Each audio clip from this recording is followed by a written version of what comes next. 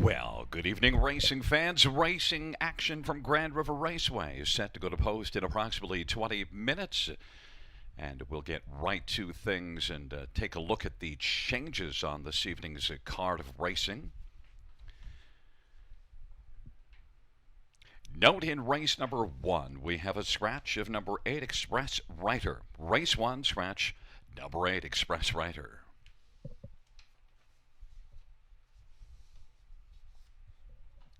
In the second race, number 1, Noah's Play. Note there is no missing chart line, did not race on July the 25th. And number 8, Mock Diesel, the driver should read Colin Kelly. Colin Kelly is going to drive number 8, Mock Diesel, in the second.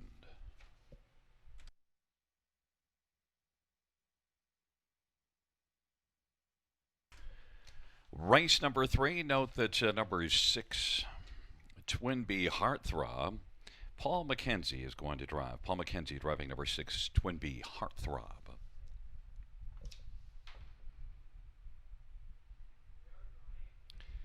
Race number 4, number 1, Sunshine Nelly is scratched. Race 4, scratch 1, Sunshine Nelly. Note that number 8, She's a Sassy Beach. The driver is going to be Sylvain Fillion. Sylvain Fillion driving number 8, She's a Sassy Beach.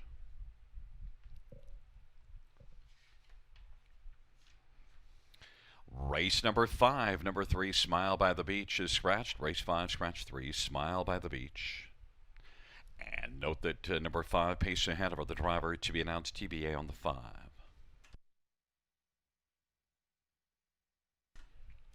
Races 6 and 7 have no changes. No changes. Races 6 and 7. Race number 8, scratched is number 3, Big Boy Fraser. Race 8, scratch 3. Note that number 10, Twilight Zone, is going to move in and score post position 3 in the 8th race. The 3 is out and the 10 is in.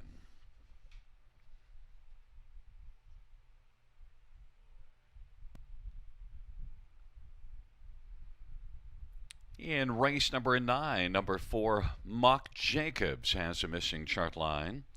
And that missing chart line, note, finished a third, beaten 9 3/4 in 158 3. That is third, beaten 9 3/4, 158 3. The missing line from here on the 24th. And note the number 6, Bet the Limit. Driver change, Tyler Moore. Tyler Moore drives the 6 in the 9th. And note in race number 10, scratched is number 8, YS Italia. Race 10, scratch number 8, YS Italia. Once again, reviewing races 1 and 2. Race 1, scratched is number 8, Express Writer. And the second race, note that Colin Kelly will drive number 8, Mock Diesel. And also note there is no missing chart line. Number 1, Noah's Play. It is currently 16 minutes to post time, and time for us to send things to the captain's quarters as we have Mark McKelvey on board for a little discussion on this evening's card of racing. Mark? Thank you very much, Gary, and good evening, everybody, and welcome back to Grand River Raceway, as it is now just a week away from Industry Day, which means coming up here tonight, we will play host to the eliminations for the Battle of Waterloo and Battle of the Bells. The best Ontario sire 2-year-old pacers will be on display here tonight. We've got 2 eliminations in both events, and as I mentioned, this is all building up to next Monday's Industry Day. Now, of course, during these trying times, during the pandemic era that we're currently living in, Industry Day will be a little different, and while we won't be able to house all the spectators that we would normally see, we're going to make sure that it is still a fantastic day, and you'll be able to enjoy it. If you're not going to be able to be here, you will be able to watch online, of course, at grandriverraceway.com. That's where you can find all the details, and you can download free programs. You can view our live stream. Many of you probably watching from right there right now. And next week on Industry Day, there will be a special presentation from Costa TV of the Battle of Waterloo and Battle of the Bells. But also happening here tonight, we welcome back some spectators, of course, with different restrictions in place now that Ontario is moving into Stage 3. We do have some spectators on hand here tonight, all AGCO license holders and a guest. Those who are here with us tonight welcome back to the track. Hopefully you enjoy all the action that we're about to bring your way, as it's a solid 10 race card. Now, before we jump into the card and we're going to break down the Battle of Waterloo and Battle of the Bells eliminations, we do remind you, of course, you fans of the multi-leg wagers, our pick 4 does start in race number 3. We do have a pick 4 also starting in race number 7. As I mentioned, though, we have got 2 eliminations for both of our feature events, and we're going to dive right in now and take a look at race number 3, which is the first elimination for the Battle of Waterloo.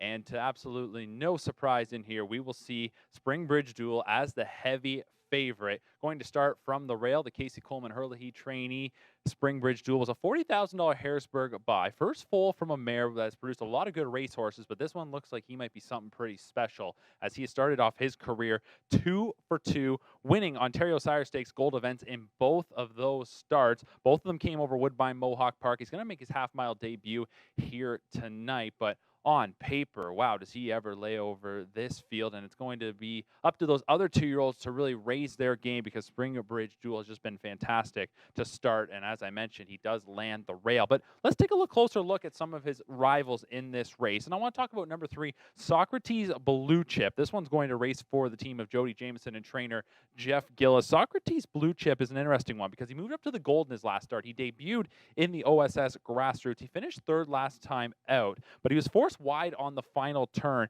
That was when a rival broke. They scattered a few, so he had to go a little bit of extra ground there, but he's been finishing up his miles well. He did that on that occasion, and I think he's shown enough to his connections that he's continued to make that move up as he's gone from, as I mentioned, Grassroots to the gold, and now they take a shot here in the Battle of Waterloo.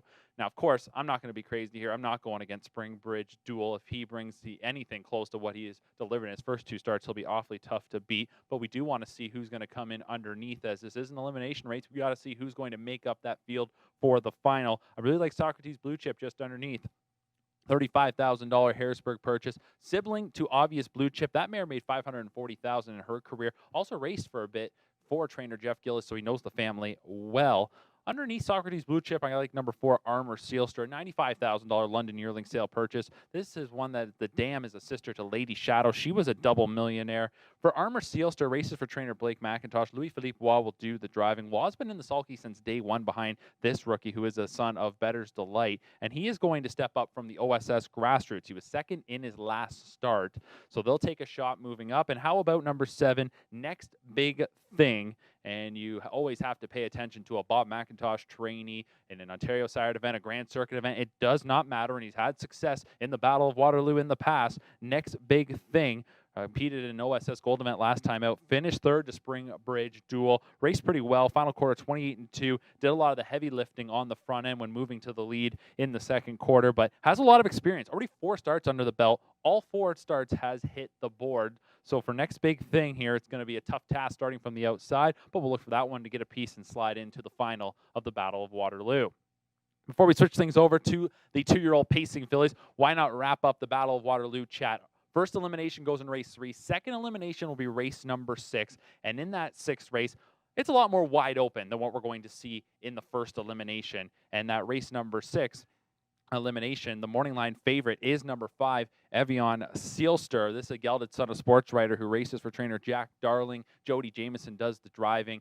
That duo having a lot of fun this year with a nice 3-year-old pacer by the name of Beaumont Hanover. He has been terrific, won another gold the other night. Now they're teaming up with this gelded son of sports writer, as I mentioned, and another one that we saw make the jump from racing in the Grassroots in his debut, where he was victorious, then went up to the gold, and he finished 2nd to Springbridge Duel. He was an $80,000 London yearling sale purchase. He flew by a lot of his rivals in that last start to get that 2nd place spot, so he finished up real strong, and I thought this was one that probably would have debuted in the gold right away, showed enough in his baby races. Instead, they decided to go for the Grassroots route to get things going.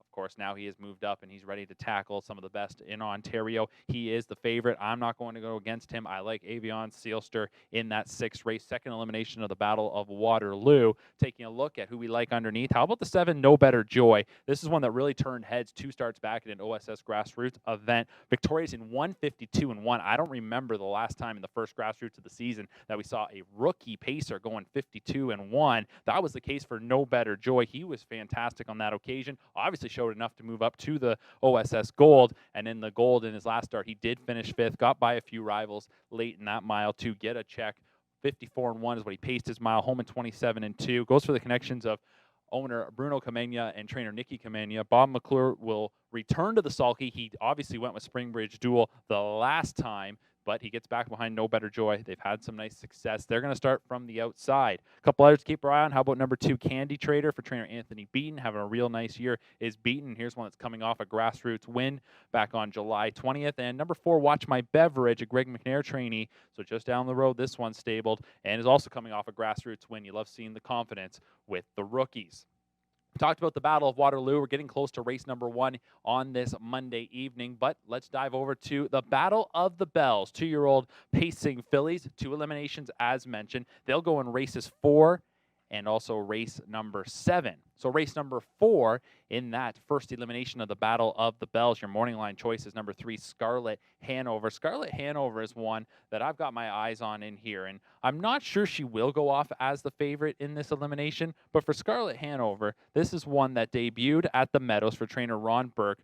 Obviously, with the pandemic going on, they wanted to send this one up here, being Ontario sired, moved into the Ashley Hensley barn, and Ashley and Ed Hensley do a real nice job with their stable, and they've taken over some of these 2-year-olds for trainer Ron Burke that are racing here in Ontario. And for Scarlet Hanover, a second-place finish last time out in a gold event. Thought really showed well in the debut, 2 back at Woodbine Mohawk Park, paced the mile in 51-3, got in against Bet on Becky. So to think that you're going to pace 51 to piece in your debut and not get the win, that's a little discouraging, but also showed that Scarlet Hanover, she's got the real nice makings of a one that could do a bit of damage this season. I'm looking for her to get into the win column for the first time here tonight. Continuing on, though, with that elimination, how about number 5, Cyclone Sister? And Cyclone Sister, for those of you that were tuned in here at Grand River Raceway back on July 17th, she was incredible. She's been incredible now in 2 starts, back-to-back wins, both at the grassroots level. So, of course, this is a bit of a jump, but you can make the case she's probably going to be right with those top ones all season long.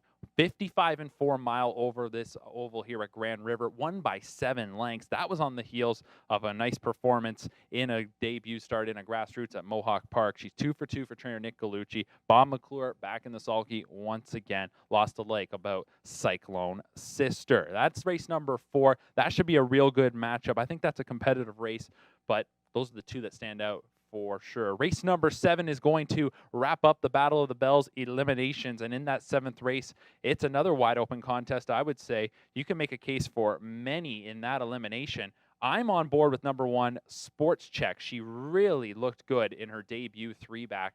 First start of the season, end of June, a 2-year-old race at Woodbine Mohawk Park, and she powered to victory. Went off at 12-1. I'd seen her baby races, didn't think she probably should have gone off at 12-1 in that race, and she powered to a victory in 152-4. Now, since then, for Sports Check, she grinded up at Georgian last time out, but faded in the final quarter. I'm going to be looking for her to get back to where she was just before that. 2-back, she finished second in an OSS Gold race. That was behind Alumni Sealster. She went off as the favorite in that contest, got beat by a little less than a length. Good showing. Last time out, probably just throw that off the page. She's got the rail here tonight. I'll be on Sports Check in race number 7. Number 8, Andra Day. She'll get a lot of attention, but with that tough post, it'll be interesting to see exactly what happens with her. Dr. Ian Moore trainee. She is now 2 for 2. Both gold victories, has looked real strong to this point, but she's going to start from the outside. You know, she has been probably overshadowed in those gold events, hasn't got the respect that she deserves just because of Bet on Becky and the dominance that she's had. But for Andra Day, here's her chance to really make a name for herself. So we'll see what she's able to do, but with that outside post and elimination, not sure how aggressive they will be. Other horses to keep our eye on. How about number 6, City by the Bay, $27,000 yearling purchase. Another one from trainer Ron Burke that's racing for the Hensleys. Has shown very well in 2 gold events as well. Hasn't got to the winner's circle yet. You got to keep your eye on those Hensley horses here tonight because it's just a matter of time before they break through. And number 3, Ring of Kerry, another one from the Anthony Beaton barn. Of course, she's not getting the headlines like her stablemate, but Ring of Kerry has got a pair of 3rd-place finishes in 2 gold events. So those are races 3, 4, 6, and 7. Our eliminations here tonight for the Battle of Waterloo and the Battle of the Bells. We're really looking forward to it. It's going to be a fantastic night of racing. 10 races in total. A lot of real potential that is going to be on display here tonight as this event, year after year, we get to see those up-and-coming stars as they race over the oval here in Elora. We're looking forward to it here tonight. It's the eliminations for the Battle of Waterloo and the Battle of the Bells. They're coming up. A 10-race card is going to get underway in 4 minutes.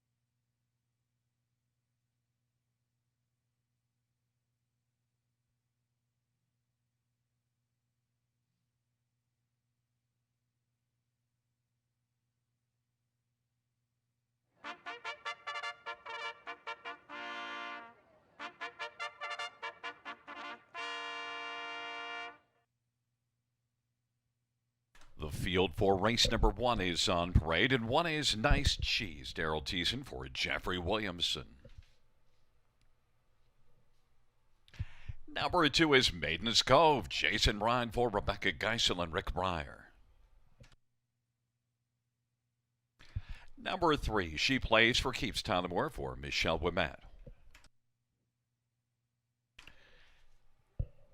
Number 4 is Twin Bee Dream Girl, Travis Henry for Madeline Henry. Number 5 is Century Georgia, Colin Kelly for Peter Brickman and Aaron Swainson Brickman. Number 6 is Alessandra, Brent McDonald for Ron McDonald and Stennico Ventures. And number 7 is Dark Blue Hanover, Mike Horner for Mark Horner and Douglas Wilson. And number 9 is Dreamfair Fantasy, Doug McNair for Greg McNair and Keith Waples.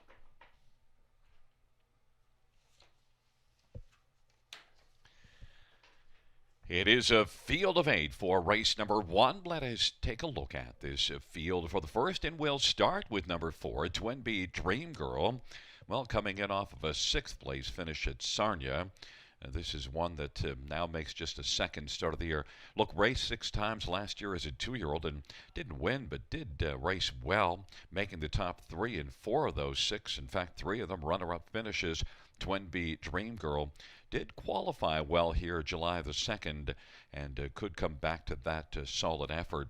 Twin Bee Dream Girl, if she raced back to that qualifying level, should have a decent chance in here and is 3-1 on the board. Travis Henry for Madeline Henry. Number 2, Maiden's Cove and Jason Ryan. Now, this is one that went up to Hanover last race and was really sharp, winning by 4 lengths in 2 minutes. And also, you do see some other good flashes of speed. 56-2 at Mohawk. Now, the race went way quicker, so didn't fare all that well. But still, overall, you see some speed that could translate well here, and it did translate on the half at Hanover. Maiden's Cove off that dominant win, 5-2 on the board. Number 9, Dreamfair Fantasy is 7-2 on the board, and was second last race. Now, a well-beaten second, but still nonetheless a mile of 59-3. And this will be just the second start for Dreamfair Fantasy. And racing from the trailer post. Did get parked early last race, but still was able to get a decent trip.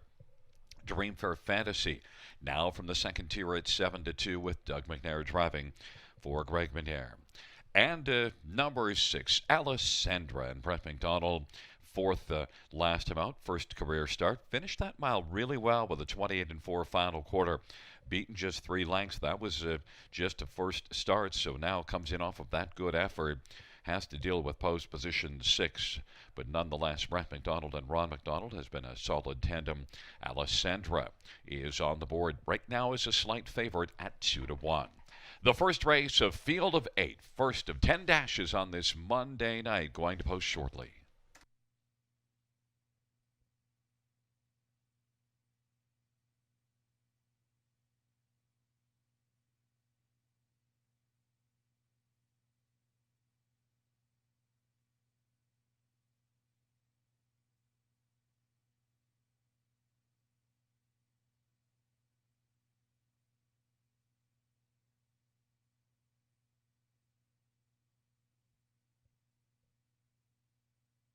Fans also note in this first race, number 5, Century Georgia, an equipment change, blind throttle to blinkers, and is removing the Murphy blind on the left. That is 5, Century Georgia, making 2 equipment changes, blind throttle to blinkers, removing the Murphy blind on the left.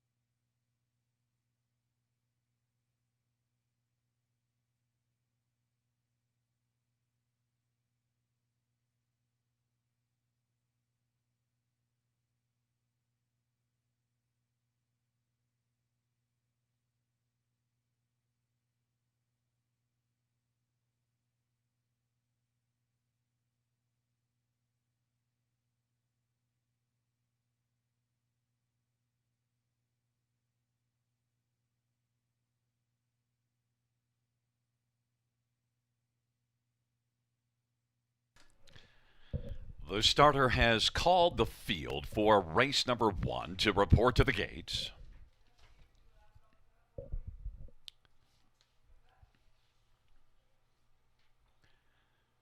Taking up positions. Nice Cheese in Maiden's Cove, which she plays for keeps in the center. Twinbee Dream Girl in Century, Georgia.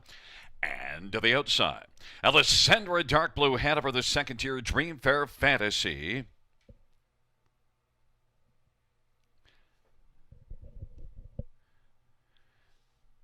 And the field for race number 1 is at the start of the round. Maiden's Cove will leave well. She plays for keeps in Twinbee Dream Girl.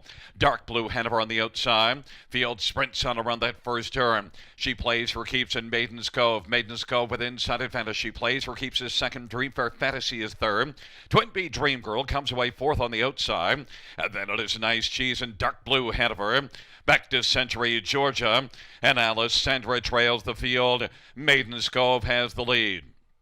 Maiden's Cove at even money with the front, but there goes Twinbee Dream Girl to the outside now, trying to drive up and take the front, and is able to do so. 28-1 is the opening quarter, and it is Twinbee Dream Girl with the lead. Advantage right now is a length and a half. Maiden's Cove is second. She plays for keeps, is racing on the inside third, and is only 3 from the front. Then it's a gap of a couple. Dream Fair Fantasy to the outside. Dark Blue Hanover off that 28-1 opening quarter. They come on up to the half. Nice Cheese is racing sixth to the inside. Century, Georgia on the outside. And then it is back to Alessandra. Halftime 58 seconds, and Twinbee Dream Girl with the lead. Maiden's Cove fills the pocket. On the outside, Dark Blue Hanover.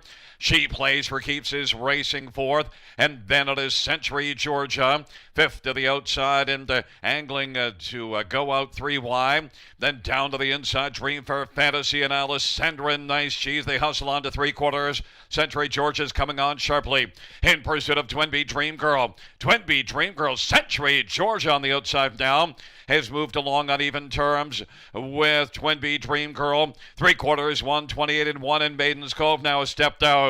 And Maiden's Cove had sent out 3 wide and is flying hard. They turn on down the stretch drive. Century, Georgia, Maiden's Cove. Maiden's Cove and Century, Georgia.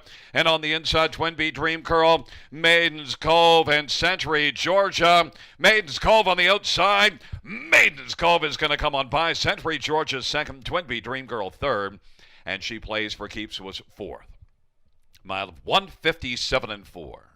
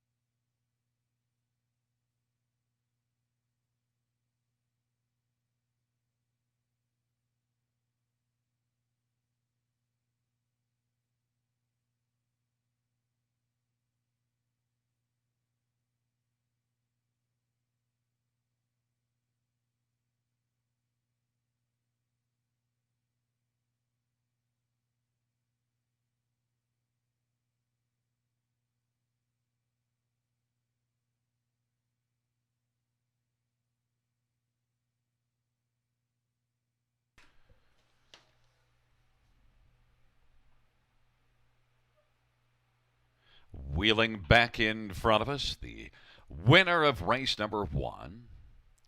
It is number 2, Maiden's Cove, a 3-year-old Mach 3 Bay filly, owned by Rick Ryer and Rebecca Geisel. Rebecca Geisel is the trainer. Jason Ryan, the winning driver. Second win for Maiden's Cove. Mile of 157-4 is a new career best. Maiden's Cove takes race number 1.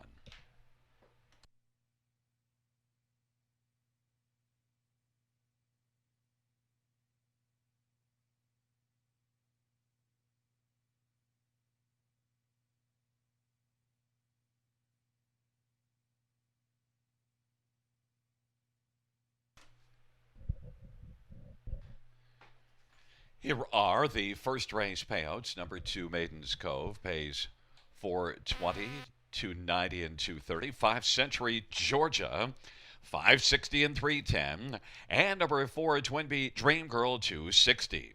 $2 exactor, $16.90 try, $18.45 superfecta, 109.10.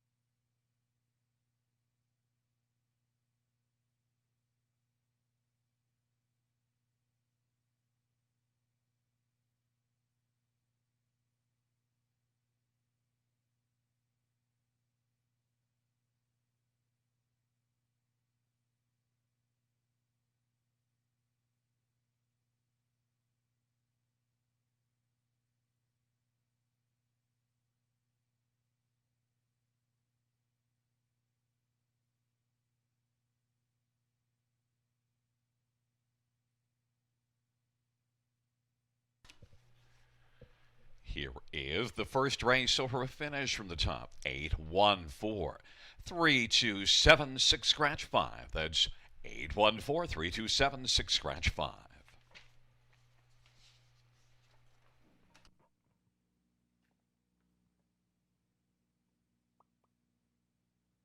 Yeah, no problem. This will be quick.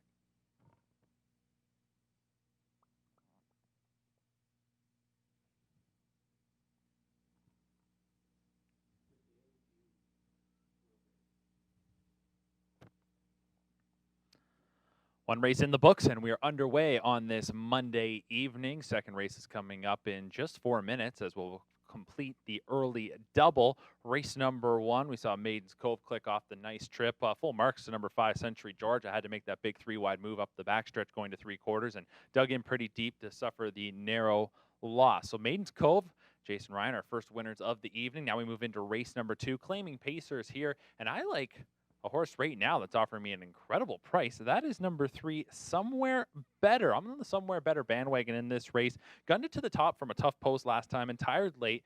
Finally gets a bit of post relief, starts from post 3 here tonight. And I think his game is being in the mix. That's likely where we will see him. He'll be up close, and I expected to get an okay price. Right now, 13 to 1. That'll probably come down a little bit, but I like number 3, Somewhere Better. Number 2, Athon. This is a horse going for 3 in a row. No surprise to see that one as the even money favorite. Coast to coast last time, has had a week off, should be pretty fresh, will be awfully tough in here. And to complete my top 4, I like number 6, Twin Be Fearless, and number 1, Noah's Play. But let's try and get a bit of a price, and let's make some money early on in this card before we roll into the battle eliminations. Coming up, it's race number 2. I'm going 3-2-6-1. Second race is just 2 minutes away.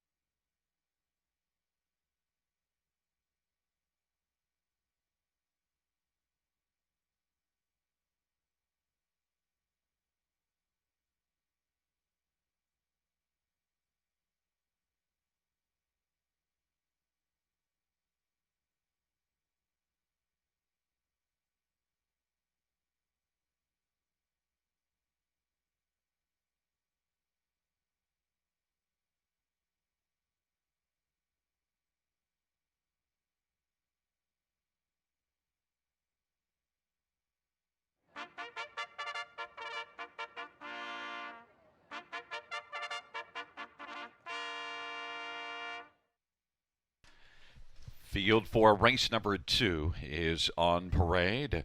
1, Noah's Play, Paul McKenzie for Brent McLennan. Number 2 is Atheon, Brent McDonough for Richard Morrow and Claude Girard.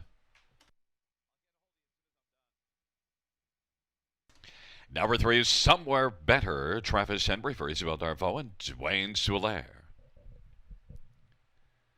Number 4 is Summertime Cruise in J.R. Platt for Patrick Shepard and Stephen Taylor. And 5 is Edom Sports Baby, Daryl Thiessen for Robert Darren, Jeffrey Williamson. Number 6, Twin Be Fearless, Paul Davies for Paul Sanders. And number 7 is Century Gigolo, Jody Jameson for Ken Oliver and ICL Racing of Pepperlaw.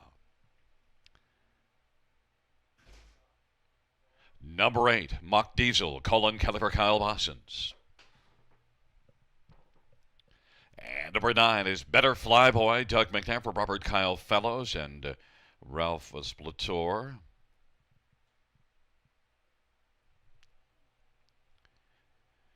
Well, it's a field of 9 for race number 2. A final look at this field, and we'll start with the 4-5 favorite, number 2, Atheon. Comes in off of back-to-back wins and had a third just before that, so very successful here at Grand River. All 3 of those races were here, so 2 wins here. Gate speed, pose position, too. There's a lot to like with Brett McDonald for Richard Morrow here with the Athon, and is on the board at even money. Athon and Brett McDonald getting the lion's share of action. If you're going to try to beat the favorite, maybe one Noah's Play. Now note there is no missing line from July the 25th, but this one did race very well here. 55 and 3 mile, July the 6th. Note that was a very strong effort and is one that was beaten by Athon, but Athon rather, and Noah's Play is one that, was only beaten by 3/4 of a length in that race. Got to the front. Maybe Noah's Play could turn the tables on Athon. 3-1 Noah's Play. You get a little better price, and Paul McKenzie taking a shot here with Noah's Play, and right now 3-1 versus 4-5. Number 6. Twin Be Fearless is also coming in off of a good race, now 58 and 2 mile, but also shows 56 and 4 here, but did battle well to finish second. Twin Be Fearless doesn't have a win, though, this year in 11 tries, has made the top 3 in now 4 of 11, including that good last race. And one more to touch on is the one that Mark took on top, Somewhere Better. And you do definitely get a better price. You get 15 to 1 on the board. And Somewhere Better gets a much better post position. Post position 7 in each of the last couple, and 5 before that. Does have 4 wins on the air, Somewhere Better, racing out of the solid barn of Isabel Darvaux. Isabel's had a great record over the last number of years, Travis Henry driving. And Somewhere Better does have gate speed, so it'll be interesting with Athon and Noah's Play also having gate speed and inside post positions. Somewhere Better is Mark's play to get a bit of price going here in this dash. 12 to 1 now on the board with number 3, Somewhere Better, as we're under 2 minutes to post time.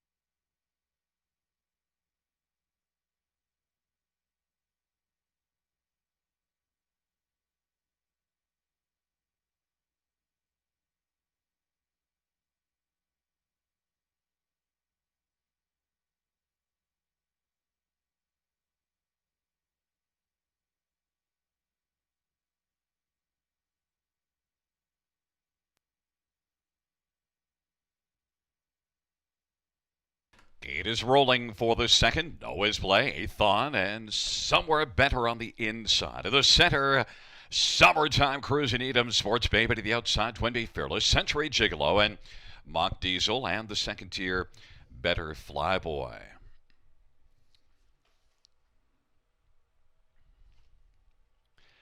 The field for the second race approaching the start. And they're at the start of the route. Somewhere Better will leave with Noah's Play and Athon, and out wide Century Gigolo is driving. Better Flyboy along to the inside. Noah's Play has got the lead right now. Noah's Play, and then Athon to the outside is still driving, and then Century Gigolo is racing about 2.5 or 3 athletes. Going to take back though is Better Flyboy is racing on the inside third. Century Gigolo now is over to the pylons racing for, then Somewhere Better is in mid-pack fifth, then Summertime Cruising and Edam Sports Baby. Then it is back to Twin Bee Fearless and Mock Diesel, and they work past that opening quarter in 27-3. Athon was able to clear to the lead. Noah's Play is playing from the pocket. Century Gigolo is back out and driving, and Somewhere Better is following Century Gigolo on the outside. Better Flyboy is on the inside and is racing fifth as they race on towards us. And then it is Summertime Cruising and Edam Sports Baby and Twin Bee Fearless and Mock Diesel. Halftime recorded off that 27-3 opening quarter in 57 seconds. Athon with the lead. Century Gigolo at 23-1 looking to pull the upset. Noah's Play is playing in the pocket, just a length and a half back, and racing on the outside fourth is Somewhere Better. Then Better Flyboy on into the backstretch. Summertime Cruising on the outside. Twin Bee Fearless on the inside is racing seventh. Then Edam Sports Baby and Mock Diesel. It is still Athon. Somewhere Better is playing out 3 wide, but racing second right now. Century Gigolo's gone a tough mile and is in contention. and is only a neck from the front. Noah's Play is third. Somewhere Better is racing fourth, and Better Flyboy has wheeled out as the field turns Rome off 3/4, 126 and 2, and it is still Athon. Athon, Noah's Play looking for the passing lane, and then Century Gigolo. It is Athon and Noah's Play. Athon, Noah's Play, and coming late, Century Gigolo. It's Athon in a photo also right there with Century Gigolo on the outside, Noah's Play on the inside, and then Somewhere Better. Athon, 156 and 4, a good finish.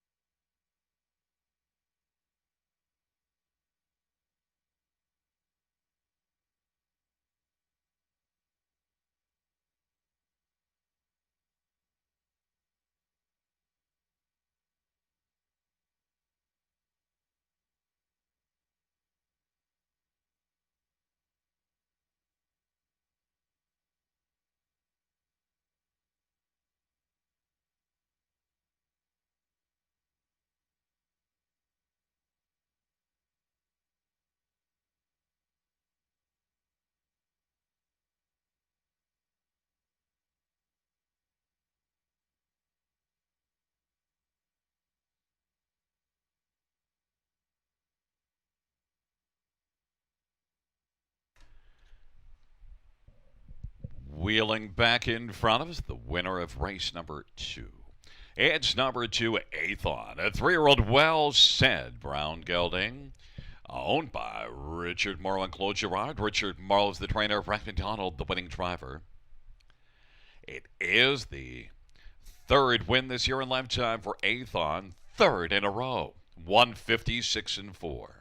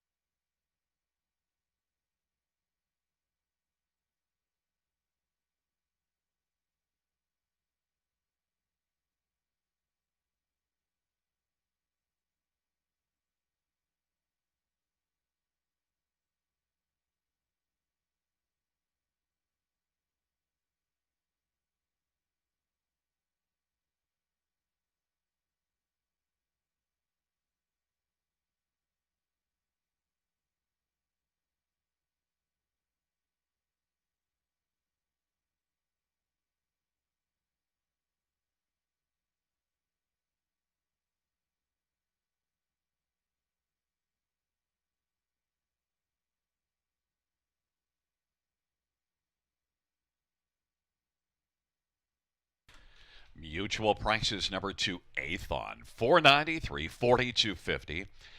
Number 7, Century Gigolo, $17.09.90, and 1 Noah's Play pays $3.50. $2 exactor is $73.80. Dollar try, $163.95. Dollar super, $624.20. And the exactor, correction, the double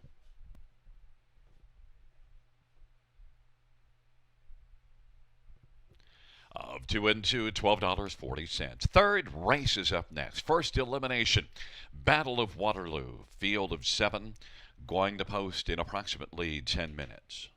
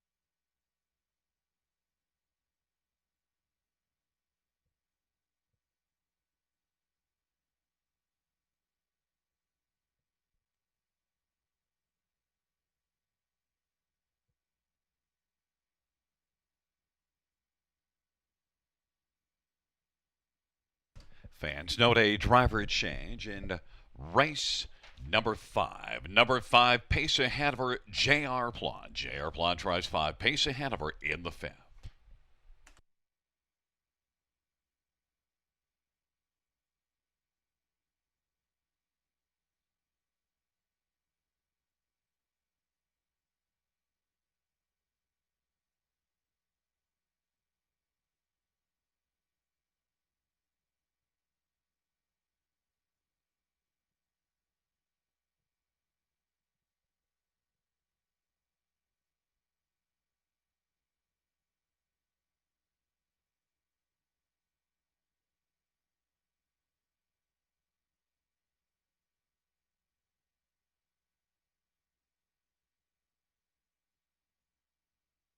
Here is the second race order of finish from the top. 314-876-295. That's 314-876-295.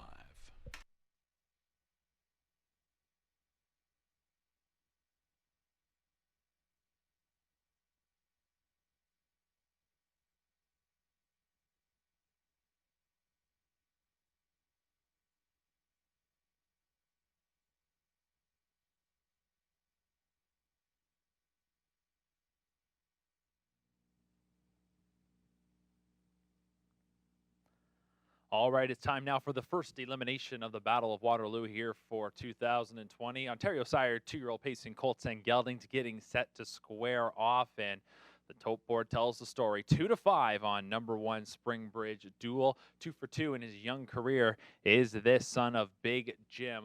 Both victories coming in OSS Gold events. He's done it on the front. He came from off last time out and stormed home. He's been finishing strong. He's looked fantastic, and he'll be awfully tough to beat in here. Goes for trainer Casey Coleman Hurley. Bob McClure does the driving, a $40,000 Harrisburg purchase. As I mentioned on the pregame, first foal from the mare. And this is, though, a family that's produced a lot of good racehorses, but they're looking for a superstar. They might have one here. Springbridge Duel will be awfully tough to beat. We could talk about him for days, but we'll see what he does out on the track. Let's try and figure out maybe who is going to challenge him. And in my second spot, currently at 4-1, is number 3, Socrates Blue Chip, a horse that took the jump up from the grassroots to the gold. His last start, though, he had a little bit of traffic trouble on the far turn, had a horse in front of him make a break, really kind of scattered them, forced him real wide. Thought he still raced pretty well in that spot. Number 4, Armor Seal Stars, who have got in for third. And you look at his lines, and what you'll notice is he gets beat by a length in his last start, but what maybe you don't see is he actually gave up a little bit of ground at the top of the lane,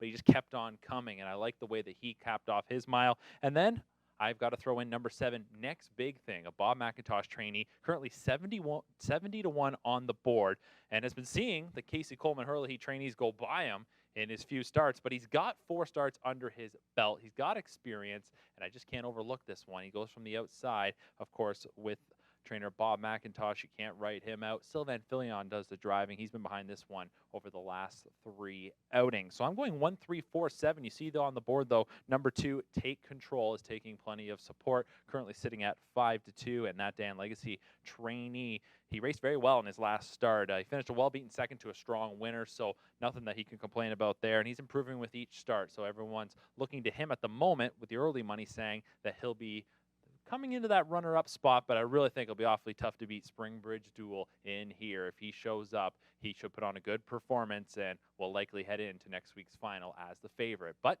that's why we race them. We got to see what happens out on the track, and we're just a minute away. Horses will be coming out of the paddock for the first Battle of Waterloo elimination in just a moment.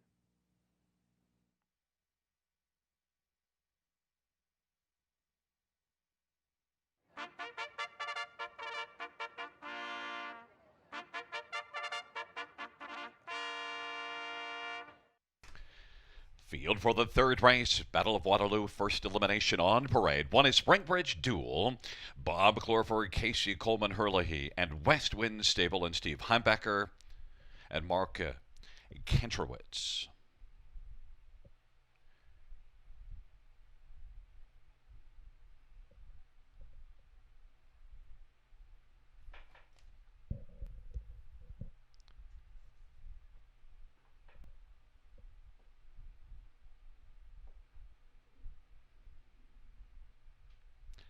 Number 2 is Take Control, Trevor Henry, Verdun Legacy, and Ben Moudry. And 3 is Socrates Blue Chip. Jody Jamison for Jeff Gillis and Mac Nickel and Blue Chip Bloodstock.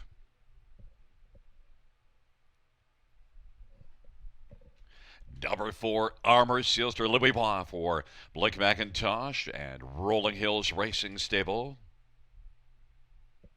And 5 is Better Son, Doug McNair for Greg McNair and Willow Oak Ranch. Number 6, Twin B Heartthrob. Paul McKenzie driving for Wayne McKean and Capers 3 Stable. And number 7 is Next Big Thing, Sylvan Fillion for Bob McIntosh and CSX Stables and Dave Boyle.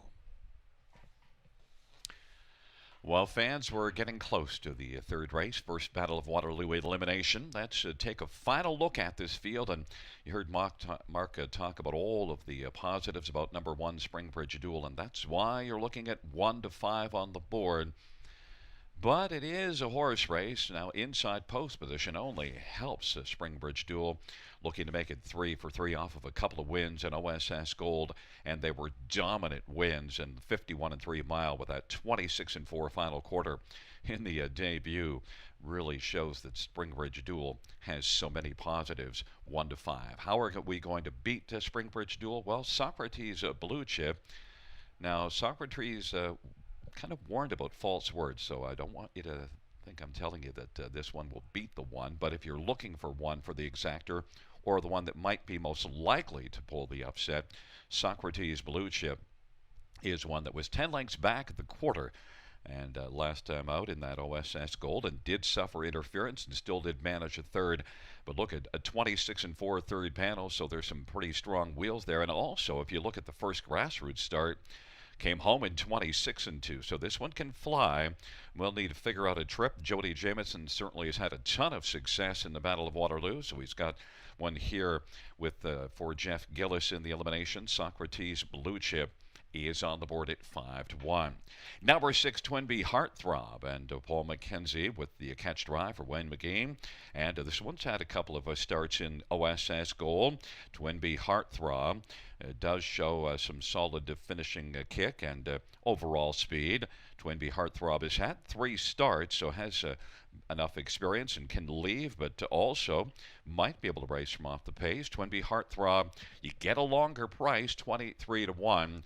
And at number 2, Take Control, Trevor Henry, who's had a lot of his career wins right here in Elora. Take Control. Trevor Henry's done a lot of winning on the half before he moved on to be successful on the big circuit. And Take Control, Trevor with Take Control gets a better post position than this one's had in any of the starts so far, and that certainly could be a benefit. You see 53 and 4 last time out, so compares and finished as second in an OSS Grassroots. Take Control is 7 to 1 on the board. Mentioned the $40,000 price on one Springbridge Duel. That's the second most expensive yearling in this group. Just a note, number 4, Armor Sealster, $95,000 yearling. Now, so far, has raced in the Grassroots and a 2-year-old condition. Mile 54 last time out, but if you just want to think in terms of what this horse was thought about in terms of the yearling price, and still very young in his career, well, you get Louis Bois for Blake McIntosh and Armor Sealster at 15 to 1 on the board. The third race, field of 7, to go to post shortly, the first Battle of Waterloo elimination.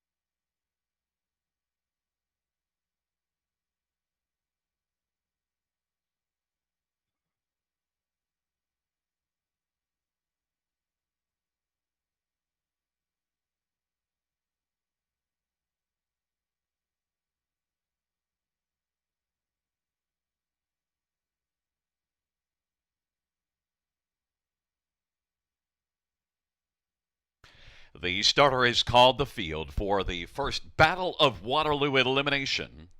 Taking up position, Springbridge Duel take control on the inside. In the center, Socrates, Blue Chip, and Armor Sealster and Better Sun.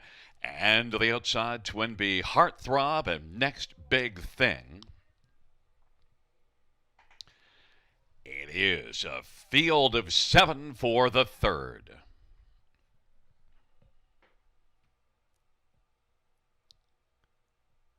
The Battle of Waterloo, elimination number 1, moving into possession, and Springbridge Duel is still right now about 6 lengths off the gate. Getting up a little bit closer now. And the field turns into the stretch drive. And they're at the start of the round. Take control. Better Sun to the outside and down to the inside. Springbridge Duel. Right now it is Better Sun who's come on, and Better Sun has got the lead. Springbridge Duel is second away. Take Control is racing third. And then Socrates, Blue Chip. Armor Sealster back to Twinbee, Heartthrob, and Next Big Thing is trailing the field. Better Sun at 35-1, but now Springbridge Duel comes on and wants to quickly take the front. Springbridge Duel, the 1-9 favorite, takes the lead for primetime Bob past the opening quarter, and that lead right now is about 2.5 lengths. Better Sun is racing second. Take Control is third. The opening quarter was 27-3. Socrates, Blue Chip is racing fourth, and then Armor Sealster wheels to the outside as they race the way off the turn. Then also to the outside is Twinbee, Heartthrob, and on the inside, Next Big Thing is trailing the field. Springbridge Duel and primetime Bob McClure leads a length and 3/4 as they get on past the half, and they head on to the 5/8 on the outside now. Socrates, Blue Chip is challenging. Into the backstretch they go. Half with 57 seconds. Inside third.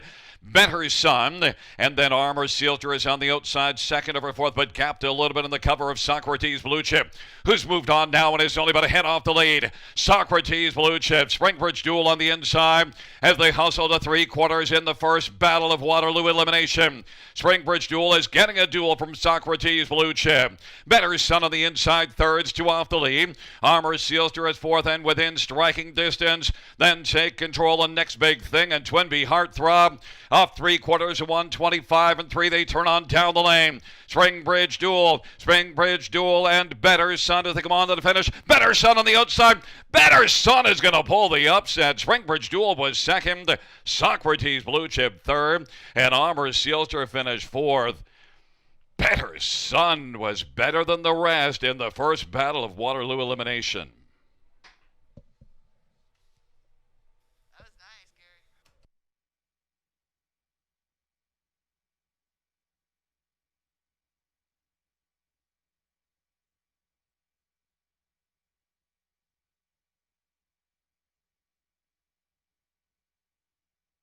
The time of the mile, 1:54-1.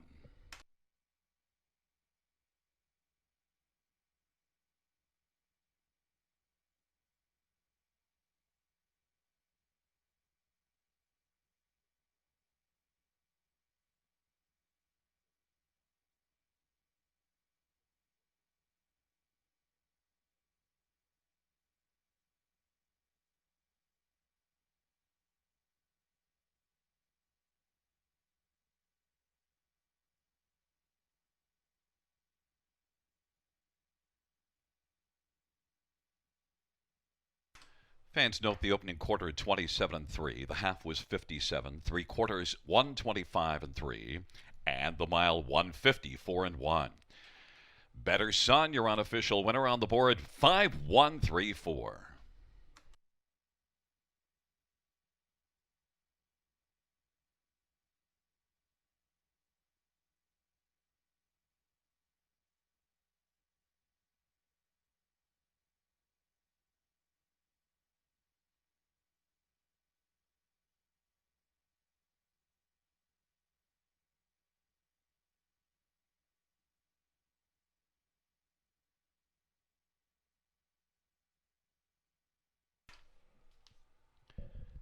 Wheeling back in front of us, the winner of the first Battle of Waterloo elimination.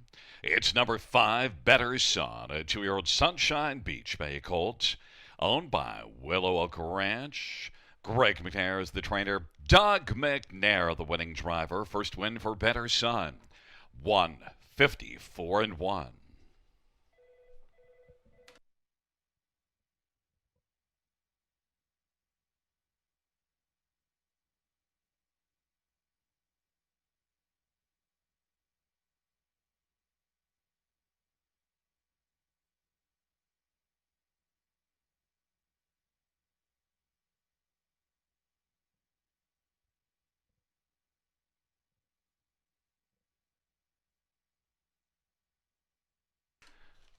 The third race, mutual payouts. Number 5, Better Son. 75, 20, 13, 70, and 730.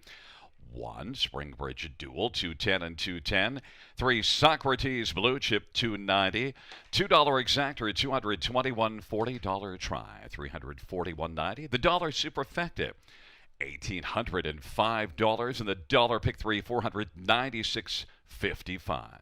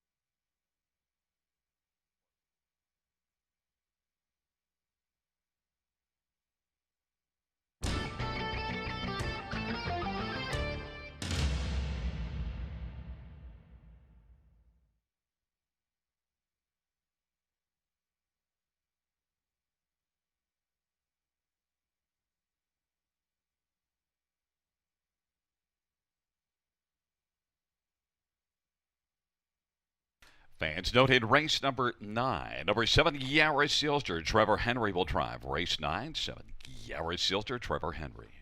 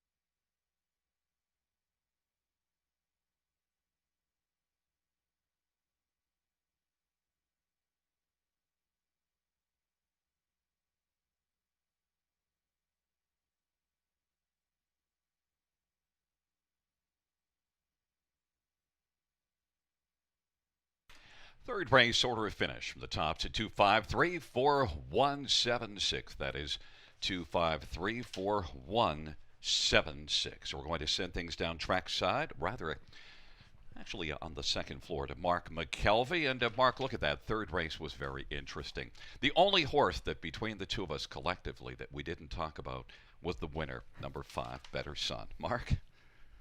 That's the way it goes sometimes, isn't it? I was thinking that exact same thing. Went back and checked the notes to see what I said about Better Son, and I had it written down that he had an okay debut, and there's an angle I like to catch on to. It's usually how a horse is going to be in their second start, but I didn't have Better Son tabbed, and wow, does he ever come through? Doug McNair worked out the perfect trip, left hard, let the favorite come around, and lane opens up in the stretch and does get on by 35-1 upset. And the only slam dunk I thought in our 4 elimination races tonight between the Battle of Waterloo and Battle of the Bells was going to be Springbridge Jewel, but he gets beat, so maybe that's going to set us up for what could be a very interesting night. Coming up next is race number 4, 3 minutes away. First elimination of the Battle of the Bells. And looking up at the board right now, we do see a heavy favorite in number 3, Scarlet Hanover, $45,000 Harrisburg buy, one that trainer Ron Burke has sent up to the Hensleys to race this season here in Ontario. And she's yet to visit the winner's circle, but she has performed very well. She's got 2 starts and 2 OSS Gold events, finished a good runner-up last time out to Andra Day, who we'll see in the second elimination tonight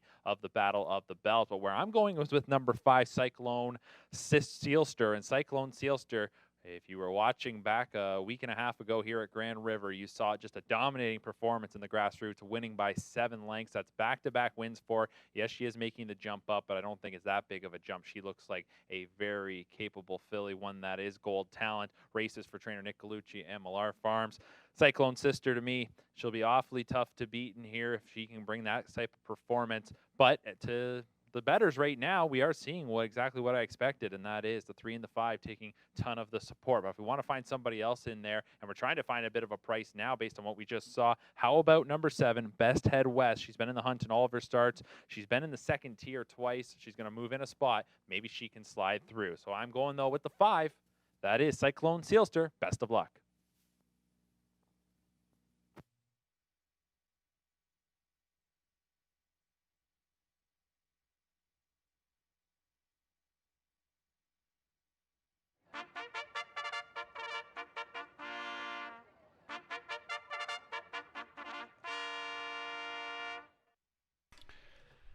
Field for the 4th race, the first Battle of the Bells elimination on parade. Number 2, Siri Blue Chip. Doug McNair for Greg McNair and Jeffrey Skinner and George Kerr. Number 3 is Scarlet Hanover at Hensley for Ashley Hensley and Burke Racing and Frank Baldacchino. Number 4 is Haley's Little Comet. Jody Jamieson for Anthony Beaton and Thomas Dillon and Scott Dillon. Number 5 is Cyclone Sister, Bob McClure, Nick Galucci, and Miller Farms. Number 6, Shiatsu Sealster, Louis Bois for Richard Morrow. Number 7 is Best Head West, Trevor Henry for Bob McIntosh and CSX Stables and Al McIntosh. And number 8, She's a Sassy Beach, Sylvan Fillion for Ken Middleton Jr. and Bill Galvin. Well, we have a field of 7 for the 4th race, the first Battle of the Bells elimination. Let us take a look at this field, and we'll start with number 3, Scarlet Hanover. And Scarlet Hanover is one that is coming in off of 2 starts in OSS Gold. So you do see this one flashing the ability to race against tough company. 51-3, mile July the 7th. How's that for a debut for young filly of Scarlet Hanover, 51-3, and yet still beaten 4 lengths as that outstanding one Bet on Becky getting the job done in 50-3 is Scarlet Hanover, or 50-4 rather. Scarlet Hanover, outstanding in her own right, and Eddie Hensley and Ashley Hensley teaming up for this one from the Burke Stables. Scarlet Hanover is 3-2 on the board right now. I thought would be the favorite, but is not. Let's take a look at number 5, Cyclone Sister, and that is Mark's top pick. And Cyclone Sister, Bob McClure for Nick Galucci off a dominant win here, so we know this one can romp around this track. 55 and 4 mile here, winning by 7, and also was a winner in a grassroots in 55 and 4. Had a big 26 and 4 final quarter in that one. Cyclone Sister, 2 for 2 lifetime, looking to stay perfect. 7 to 5, a slight favorite over 3 Scarlet Hanover. Also, let's look at number 7, Best Head West, and Trevor Henry for Bob McIntosh, and racing in an OSS Gold, 2 starts plus a condition, and did have a pretty even mile all the way around last amount. In fact, 3:28 and 4 quarters and a 28 and 2, so almost a perfectly rated mile. Tough from post position 10, but still was able to finish 4th. Best Head West has to deal with another tough post position. But you get Trevor Henry, who is half-mile expert, won a lot of races in the half before moving on to the bigger circuit. And Best Head West and Trevor Henry, stranger to this surface, as he comes from not that far from here. Best Head West and Trevor Henry is on the board right now at 12 to 1. And one more to quickly touch on is number 4, Haley's Little Comet, and Jody Jamison, and this is one that did come home in 28 and 4 last time out right here, and that was a solid finishing 57 and 4 back half. And Haley's Little Comet and Jody Jamison, who's had plenty of Battle of Waterloo, Battle of the Bells experience racing over this track. Haley's Little Comet, this Sunshine Beach filly, is on the board at 7 to 1 and warrants some regard in here. But the fans love number Cyclone Sister at 4 to 5, with number 3 Scarlet Hanover as the second choice at 2 to 1.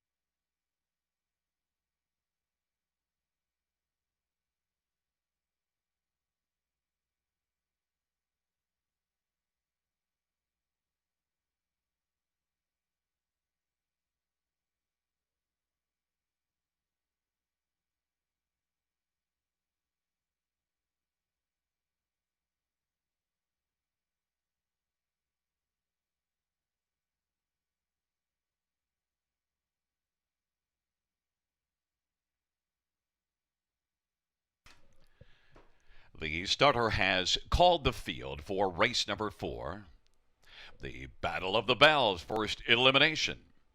On the inside, Siri Blue Chip and Scarlet Hanover. In the center, Haley's Little Comet, Cyclone Sister, and Shiatsu Seal. Stir to the outside, Best Head West, and she's a Sassy Beach.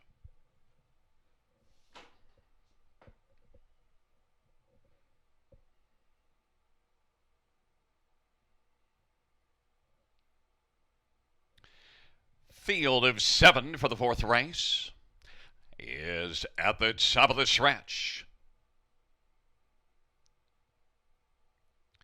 The Battle of the Bells, first elimination, gathering speed approaching the start. And they're at the start on the off and getting out well. Shiatsu Seals her down to the inside. Scarlet Hanover, Siri Blue Chip. Haley's Little Comet is racing into the front 3 now. Shiatsu Seals her on the outside is 4th. And then 5th is Cyclone Sister. Then Best Head West and she's a Sachi Beach is back trailing the field as they race on to the opening quarter. And it is Scarlet Hanover, 3 to 5 favorite, who's got the lead. Siri Blue Chip is racing second. Haley's Little Comet third. Shiatsu Seals her is 4th. fourth. Then Cyclone Sister, Best Head West, and She's a Sassy Beach trails the field. 27-3 is the opening quarter. Scarlet Hanover's got the lead for Hurricane Hensley. Siri Blue Chip and Doug McNair filling the pocket. Haley's Little Comet, Jody Jamison on the inside. Now moving to the outside, here comes Shiatsu Sealster working strongly for Louis Bois first up. Following to the outside is Cyclone Sister, well spotted second over. Then moving on the outside, Best Head West, and then it is She's a Sassy Beach on the inside. Half of 58 seconds, and they work their way on into the backstretch. And it is still Scarlet Hanover. Shiatsu Sealster on the outside is right alongside Siri Blue Chip. And now has taken over second. Siri Blue Chip is in the pocket and is a length and a half off the lead, racing third. And then position fourth now is on the outside, Coyote Seal Sister as they race their way on towards three quarters. Fifth to the inside, Haley's Little Comet, Best Head West, and She's a Sassy Beach. They march on that final turn of three quarters, 127-1. Scarlet Hanover still with the lead. Scarlet Hanover, Shiatsu Sealster. Siri Blue Chip on the inside is waiting for the passing lane. Cyclone Sister, Best Head West, they come on down the stretch ride. Scarlet Hanover digging in nicely to the finish. Scarlet Hanover wins the first Battle of the Bells elimination. Siri Blue Chip was second. Cyclone Sister was third. Shiatsu Sealster was fourth, 155-3.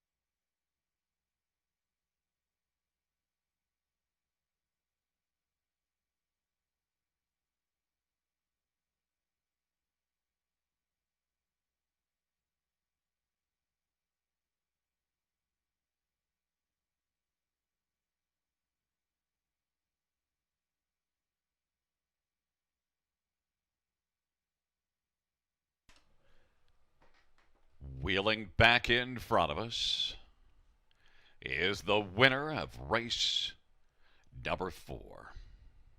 The Battle of the Bells first elimination. It is number 3, Scarlet Hanover, 2-year-old Better's Delight Bay filly, owned by Burke Racing and Frank Baldacchino. And Jant Silva Purnell and Lib of Florida. Ashley Hensley is the trainer. Hurricane Hensley, Eddie Hensley, the winning drive. First win for Scarlet Hanover. Mile of 155-3.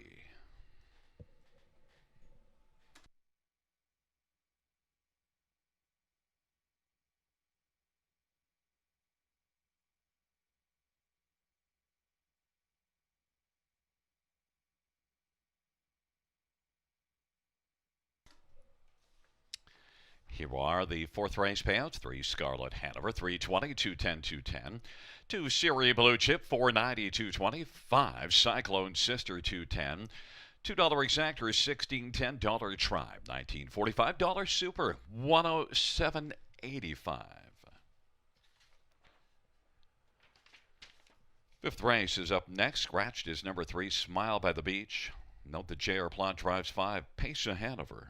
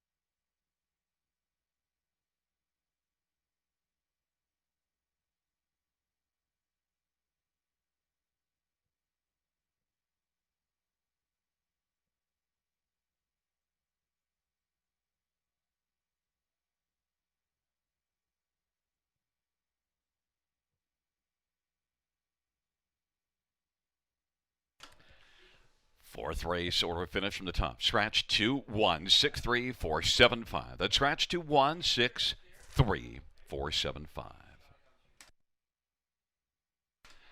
Well, fans, we're about 4 or 5 minutes away from the fifth race. We're going to send things back down to the second floor and some more handicapping information from Mark McKelvey. Thank you very much, Gary. And, well, we saw the big upset in the first elimination of the Battle of Waterloo. Now the first elimination of the Battle of the Bells. That was more formful as Scarlett Hanover busts into the win column with a very nice victory here in the opening elimination for the Bells. Does it on the front, 59-3 middle half, and it was lights out from there.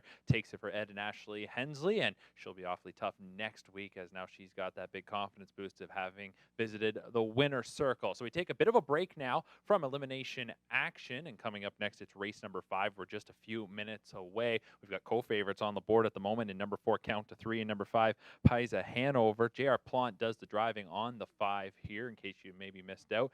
Gary, though, will get you caught up in a moment when they head out onto the track. But in this race, I liked number 3, Smile by the Beach. That one comes out, so my backup play is number 4, Count to 3. Bob McIntosh trainee's got Trevor Henry in the sulky. Got a taste of winning in her last start. Just missed 2 back, I think, confidence.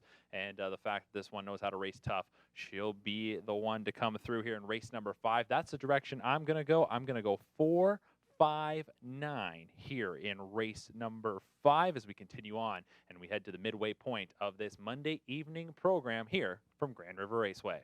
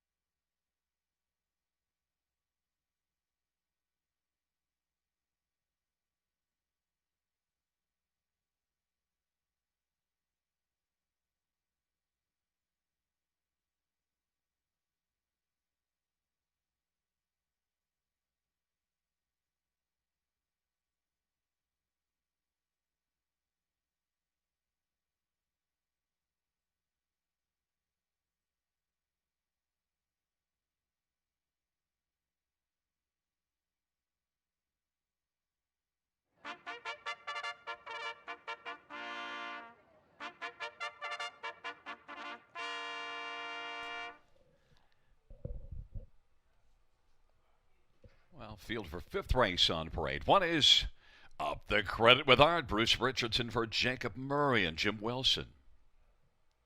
Number 2, JM Betting Hearts, JB Renault for Julie Walker and Joe Muskokeman.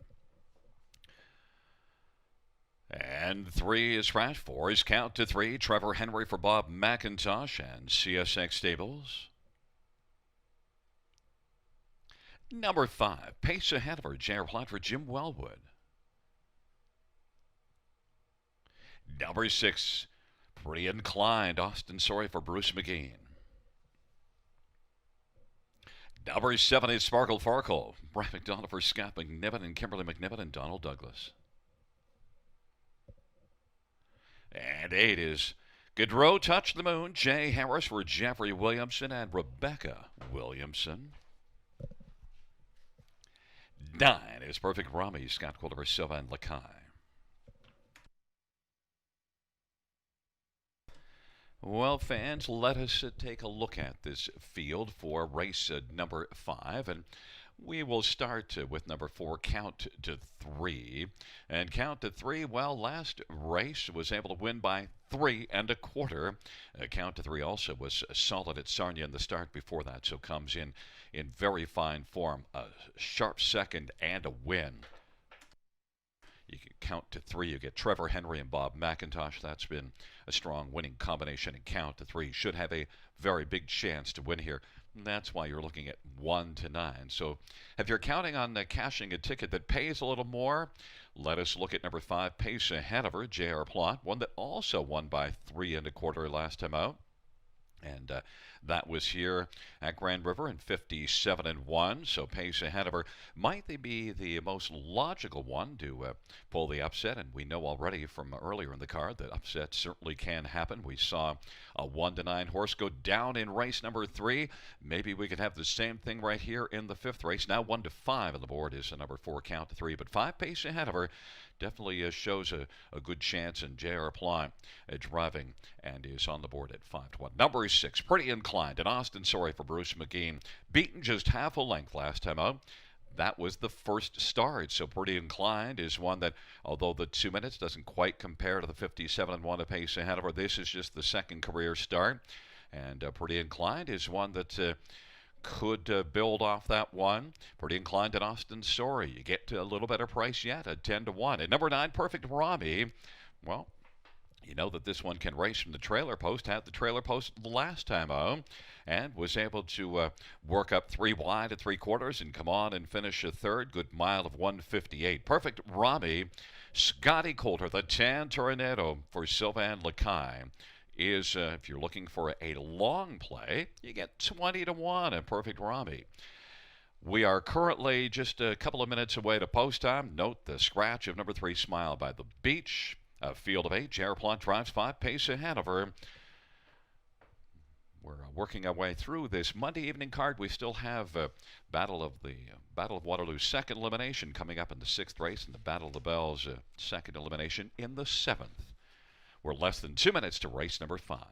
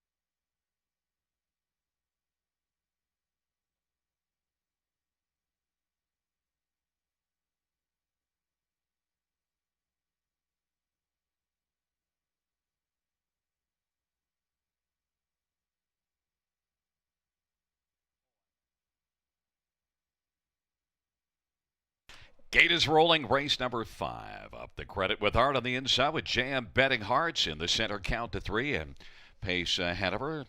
And Pretty Inclined to the outside. Sparkle Farkle and Godoro Touch the Moon. Second here, Perfect Rami.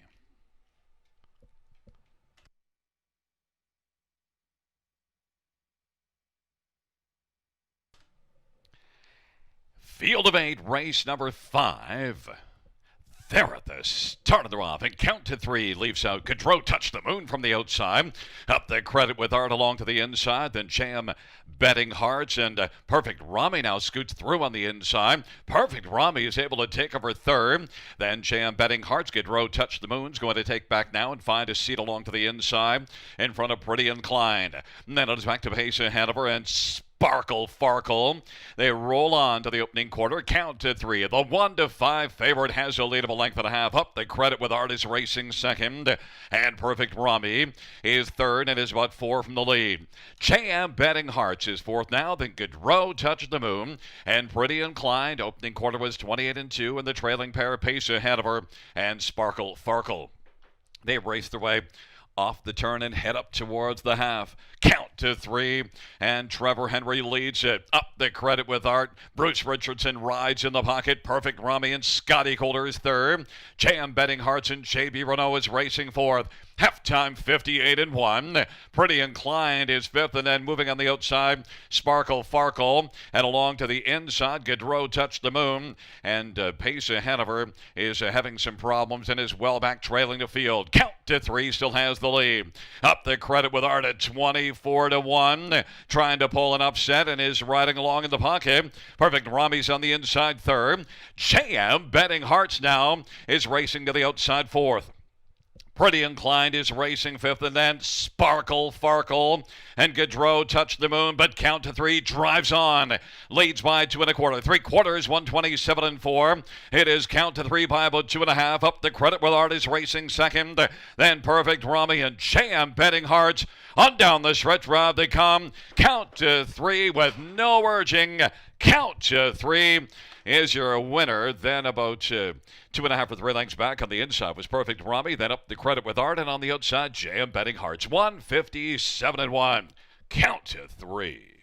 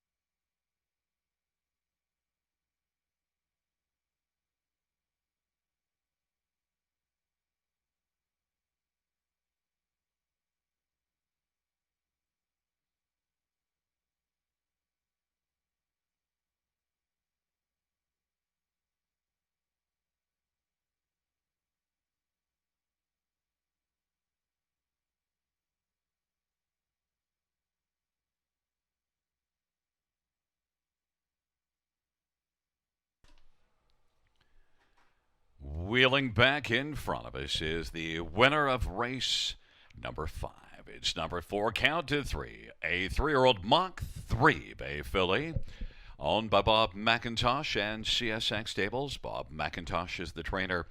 Trevor Henry, the winning driver. Second win for count to three. Mile of 157-1. New career best.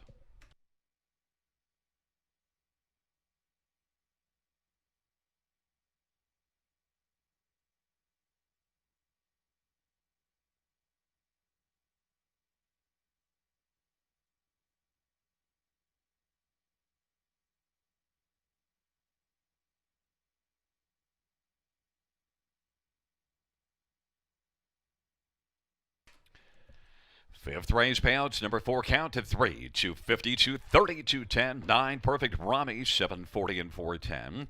1 up the credit with art, $4. $2 exactor, 26.80. Dollar try, 54.15. Dollar superfecta, 308.25.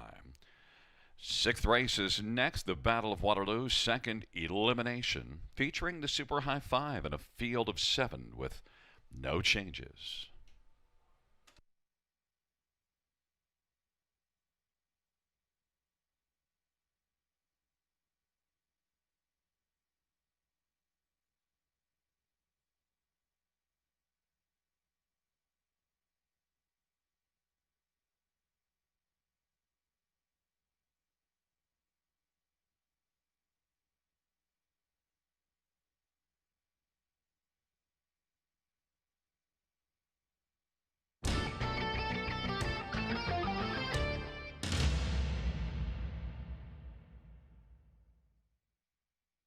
Inclined to the outside, Sparkle.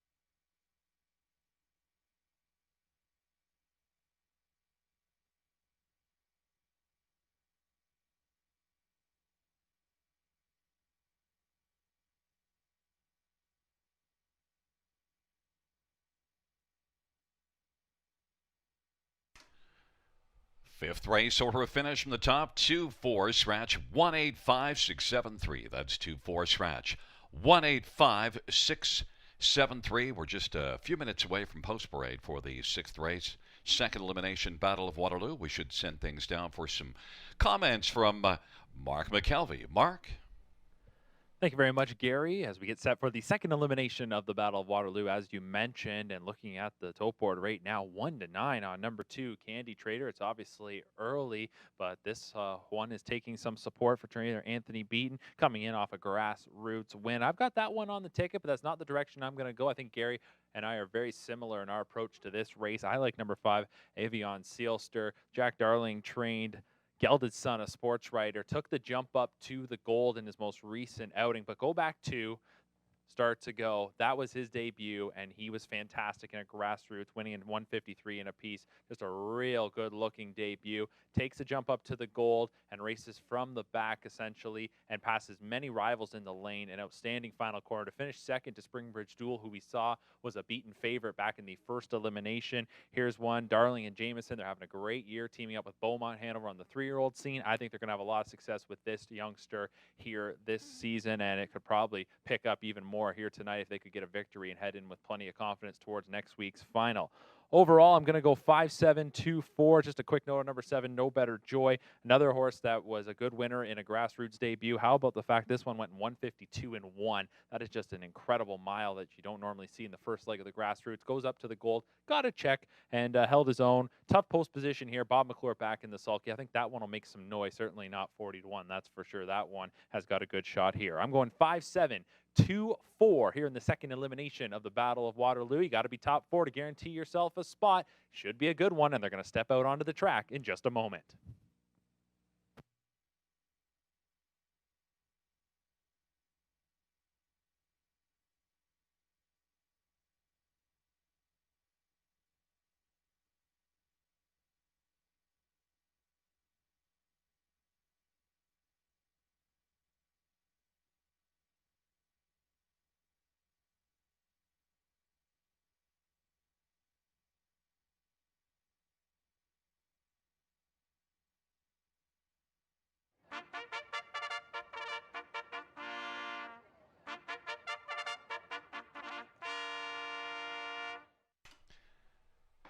Field for the 6th race on parade. One Can't Stop Lying. Louis Waugh for Nick Galucci and Miller Farms. Number 2, Candy Trader, Sylvain Filion for Anthony Beaton and Steve Heimbecker and Larry Maneri, Mike Guerrero and Ben Mudry. Number 3 is Fiscal Policy, Mike Horner for Mark Horner and Parkinson Farm. Number 4, Watch My Beverage, Doug McNair for Greg McNair and Dean Lockhart and Jeffrey Ruck and Paul Hammond. 5 is Avion Sealster, Jody Jameson for Jack Darling. Number 6 is Frank DeFord, Trevor Henry for Blake McIntosh and Daniel Plouffe and Jean-Christophe Plouffe, and Blake shares in ownership. And number 7 is No Better Joy, Bob McClure for Nicky Comegna and Bruno Comegna. Field of 7, race number 6, the second elimination, Battle of Waterloo. Some final comments on this 6th race field. We'll start with number 5, Avion Sealster. Came from way off the pace last race to finish second to Springbridge Duel and was able to close very well. In fact, look at in both of the starts that this one has had. 26-2 final quarter in the first start and a 26-4 final quarter in that one. Avion Sealster also did show some gate speed July the 6th, so Avion Sealster appears to be a pretty versatile colt, and Jody Jameson, Jack Darling teaming up. That's been a strong combination. Avion Sealster is on the board at 7-2. Although the fans are all over number 2, Candy Trader, Avion Sealster and Jody Jameson, I think, has a big chance to win. 7-2 on the board. Number 4, Watch My Beverage, Doug McNair and Greg McNair. And Doug's done a great job for his father this evening, getting a better son to win in the third and the first elimination, and then getting Siri Beluchip, the filly, to finish in second place in the fourth race. So both of those getting to be back here next Monday, and maybe they can make it to 3, this tandem Doug and Greg. Watch My Beverage was able to win at a grassroots in 54 last time out, and you do see a 26-4 final quarter July the 6th as well. This one's got some wheels, and Watch My Beverage, Doug's been driving very well this evening. 7-2 is the price. And number 2, Candy Trader, well, you do have to touch on the 4-5 favorite, and is sent up by Anthony Beaton. Certainly Anthony's an accomplished trainer. Sylvain Filion, talk about accomplishment. Sylvain Filion is a very capable driver. Gets a good post position. Candy Trader off a 54-3 win in a grassroots at Mohawk with plenty in reserve to win by almost 3 lengths.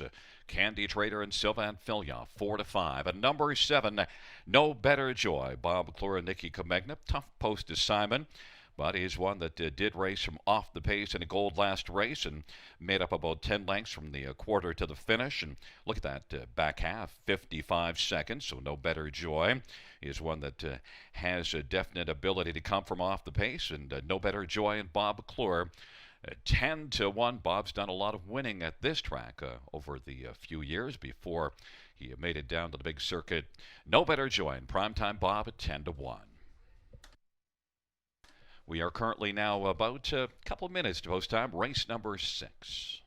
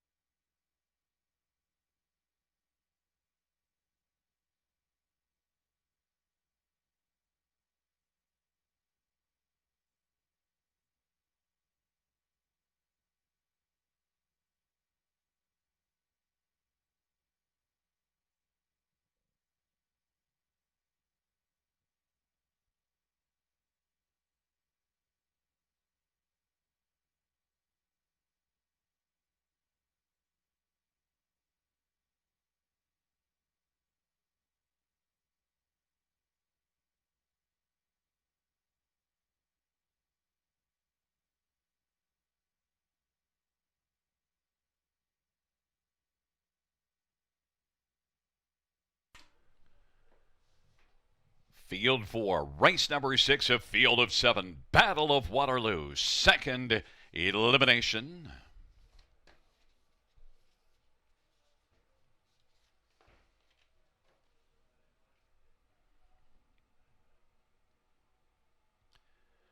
And can't stop lying on the inside with Candy Trader in the center. Fiscal policy, watch my beverage, and Avion Sealster on the outside. Frank DeFord and No Better Joy.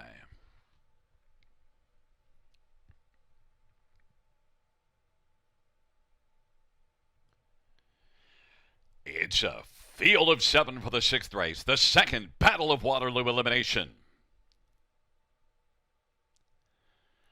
And they're at the start of the round. Can't stop lying on the inside. And then Watch My Beverage and Candy Trader. Can't Stop Lying is able to grab the early lead. Candy Trader is second. Fiscal Policy on the inside. Avion Sealster is still working on the outside, is now third. Fiscal Policy is fourth away. Watch My Beverage is fifth. And then Frank DeFord and No Better Joy. And now driving Candy Trader wants to trade positions with Can't Stop Lying. And still moving Avion Sealster. Candy Trader's got the lead. Now Avion Sealster is going to drive up and clear to the front for Jody Jamison, 28-3 the opening quarter. And it is Avion Sealster with a lead of a couple of lengths. Candy Trader is second.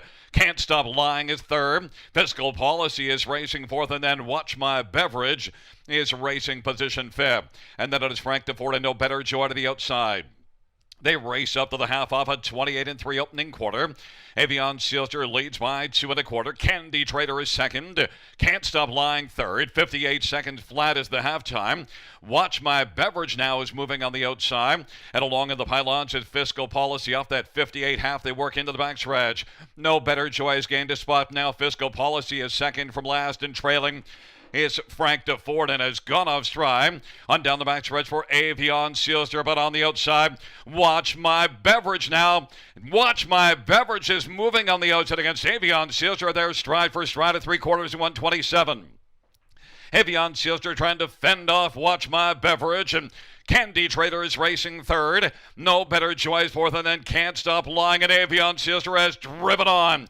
Candy Trader on the inside now is second. As they turn from then Watch My Beverage and No Better Joy, it is Avion Sealster, Candy Trader on the inside. Avion Sealster, Candy Trader on the outside just got there to win.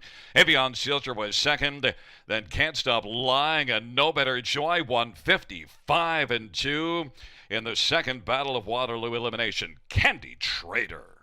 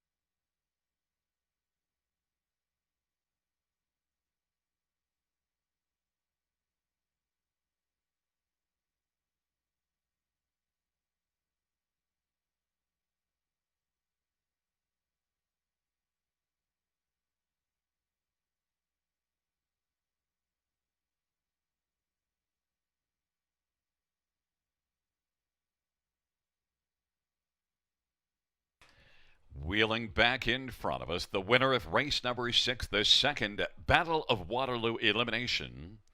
Number 2, Candy Trader, a 2-year-old Better's Delight, being gelding, owned by Steve Heimbecker and Larry Maneri and Mike Guerrero and Ben Mudry. Anthony Beaton's the trainer. Sylvain Filion, the winning driver. It's the second win for Candy Trader in 3 starts. Mile of 155 and 2.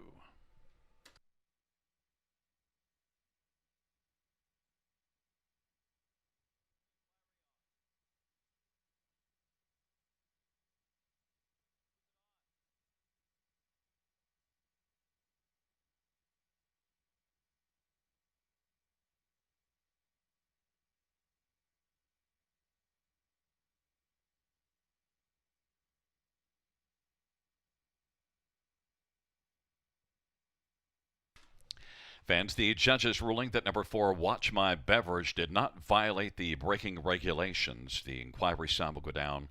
Number 4, Watch My Beverage, judged to have not violated the braking regulations at the start with the brake.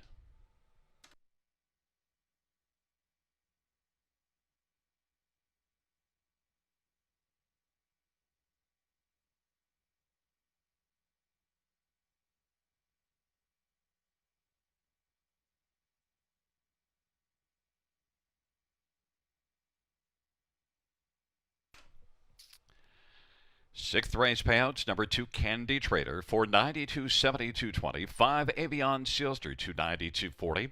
1, Can't Stop Lying, $4.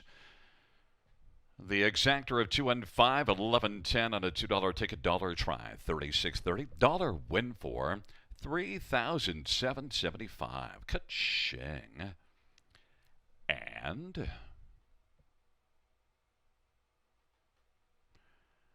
the dollar high five, numbers 25174. Dollar ticket is $266.65.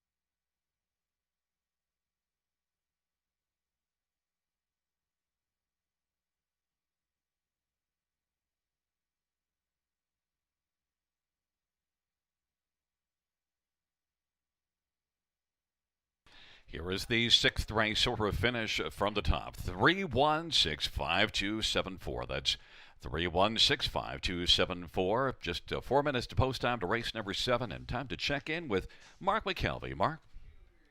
Thank you very much, Gary. And the Battle of Waterloo eliminations are now complete, and it's another Son of Bettor's Delight that wins. And we go back to that last race. The 2-hole again was the spot to be, but just getting up at the line was our winner, Candy Trader, to nail Avion Sealster at the wire to take that one in 155 and 2. Shapes up to be a great final. Now looking like a wide open final for the Battle of Waterloo. We still got a little more business to go before we can look ahead to next week's Industry Day. And that means coming up next, it's the final elimination of the Battle of the Bells. 2-year-old pacing fillies getting set to square off here. And I thought on paper this was the most competitive elimination race of the night coming into this card. And I landed on number 1, Sports Check, who currently is sitting at 4-1. Starts from the rail. Louis-Philippe Waugh will sit behind the Blake McIntosh trainee for the first time. Now, if you throw out her last start, she grinded and ended up fading. But you go back to the 2 before, she's shown a lot of fight in both of those efforts, including a winning performance in her debut. I'm going to look for her to be back at that sort of level and show that kind of fight and to get it done from the rail,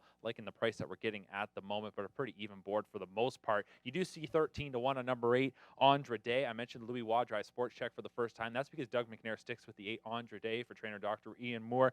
All she's done is go 2 for 2 and win 2 OSS gold events. Just lands the real tough post here, so it'll be interesting to see the tactics with her. But again, she has shown nothing but success and will be a major player here. Wide open race, in my opinion. I'm going 1-8-6-3. This should be a dandy to wrap up the eliminations. As mentioned before, you got to be top 4 to guarantee a spot in next week's Rich Final.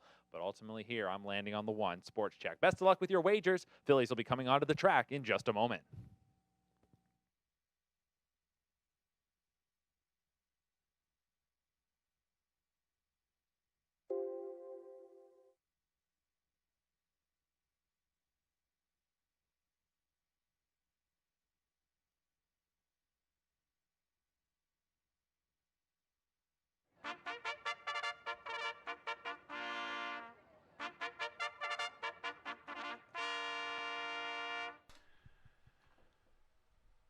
Field for the 7th race. Battle of the Bells. Second elimination on parade. 1, Sports Check. Louis Waugh for Blake McIntosh, and Frugal Not Cheap Stable on Daniel Plouffe. Number 2 is Spittin' Chicklets. Colin Kelly for Bruce McDonald and Barton Stables. And 3 is Ring of Kerry. Sylvain Fillion with Anthony Beaton and Robert Bridges.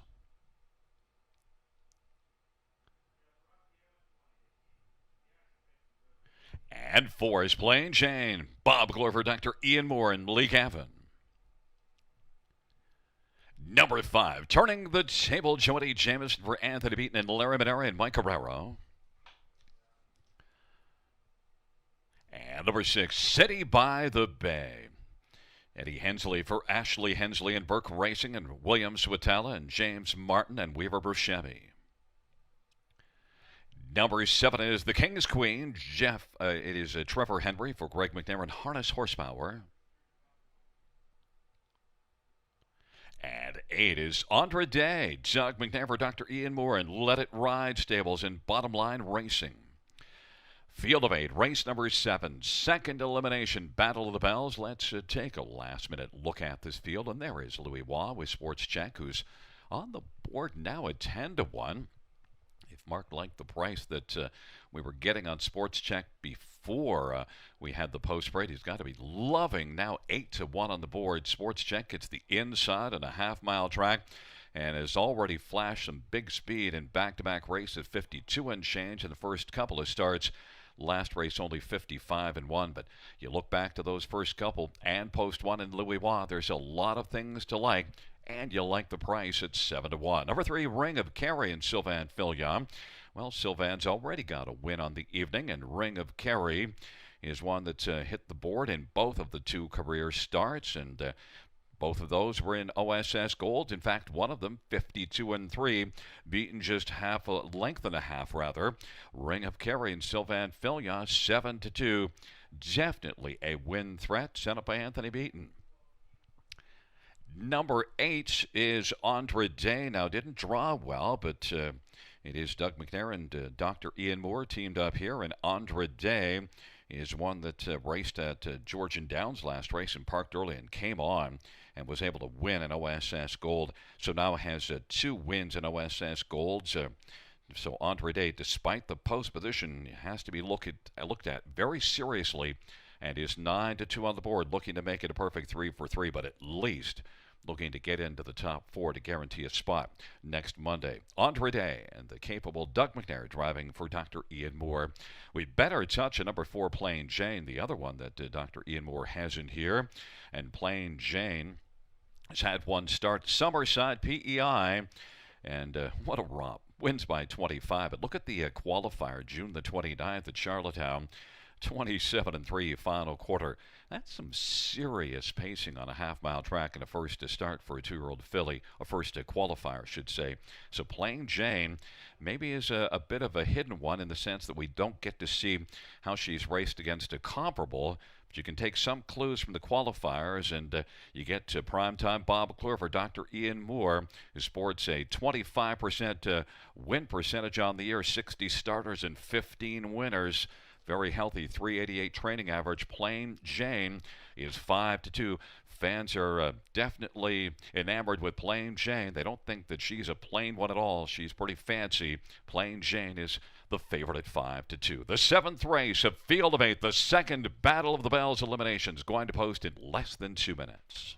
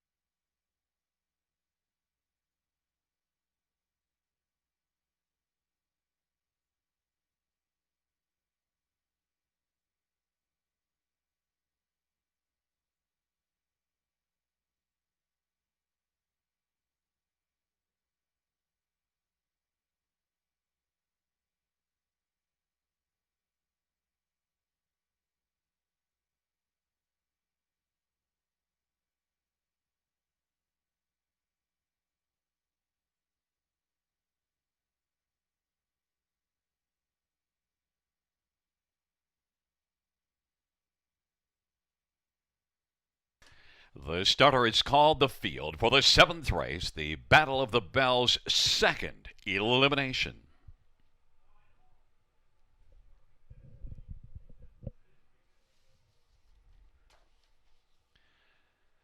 And taking up positions, Sports Check on the inside with Spittin' Chiclets and Ring of Kerry.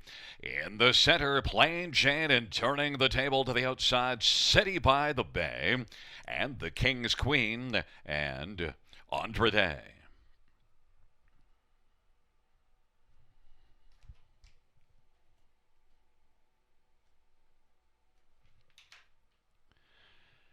Field of 8 for the 7th race, Battle of the Bells, second elimination. Here they come. And the field for the 7th race. is at the start of the rough. Plain Jane and Ring of Kerry turning the table on the outside and leaving well. Andre Day down to the inside is Sports Check as the field works around the turn. Then it is Spittin' Chicklets and City by the Bay. And the King's Queen is trailing the field. Ring of Kerry's got the lead, but Plain Jane marches on the outside. And Plain Jane wants to come on and grab the lead. Is in front by about 3/4 of a length as they race on to the opening quarter. Plain Jane, Ring of Kerry on the inside is trying to park out Plain Jane.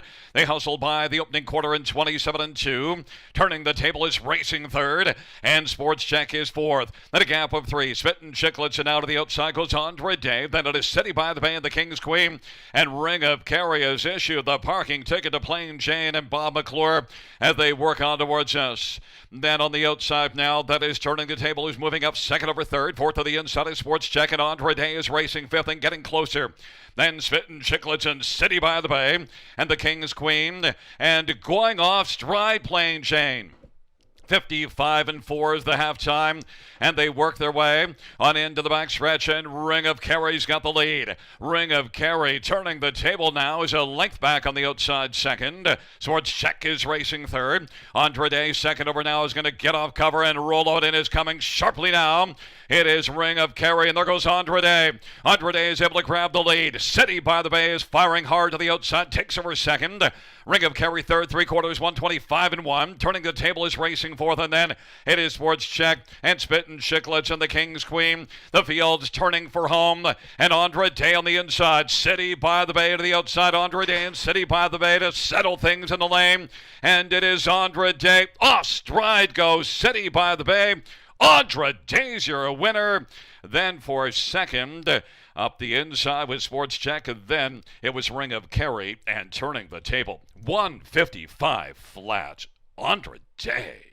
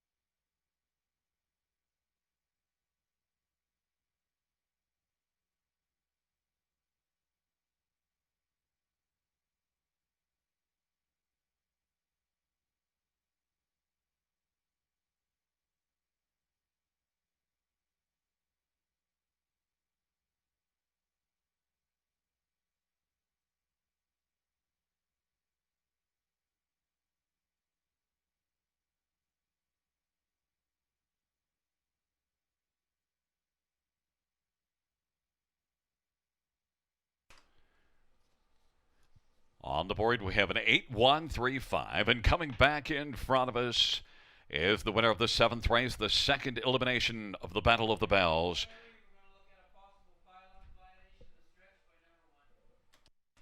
Number 8, Andre Day, a 2-year-old Shadow Play Brown filly owned by Let It Rise Stables and Bottom Line Racing, trained by Dr. Ian Moore. Doug McNair with a driving double, 3 for 3, lifetime perfect, still in the win column. Andre Day, 155 flat. Fans, note the inquiry sign is up. The judges reviewing the stretch drive pertaining to number 1 Sports Check and a possible pylon violation. Also, fans, notice the pouring rain. It started raining just as the 7th race ended, as we finished the 4 eliminations, Battle of Waterloo and Battle of the Bells. God loves Elora.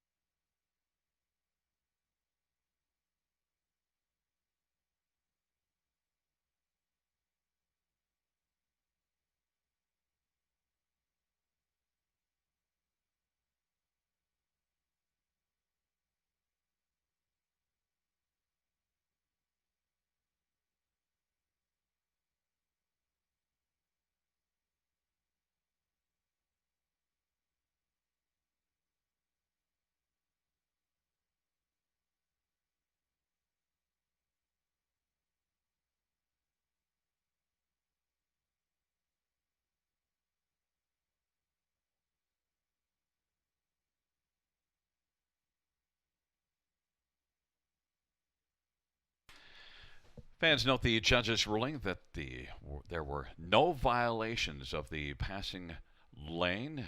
The inquiry signed down 8-1-3-5.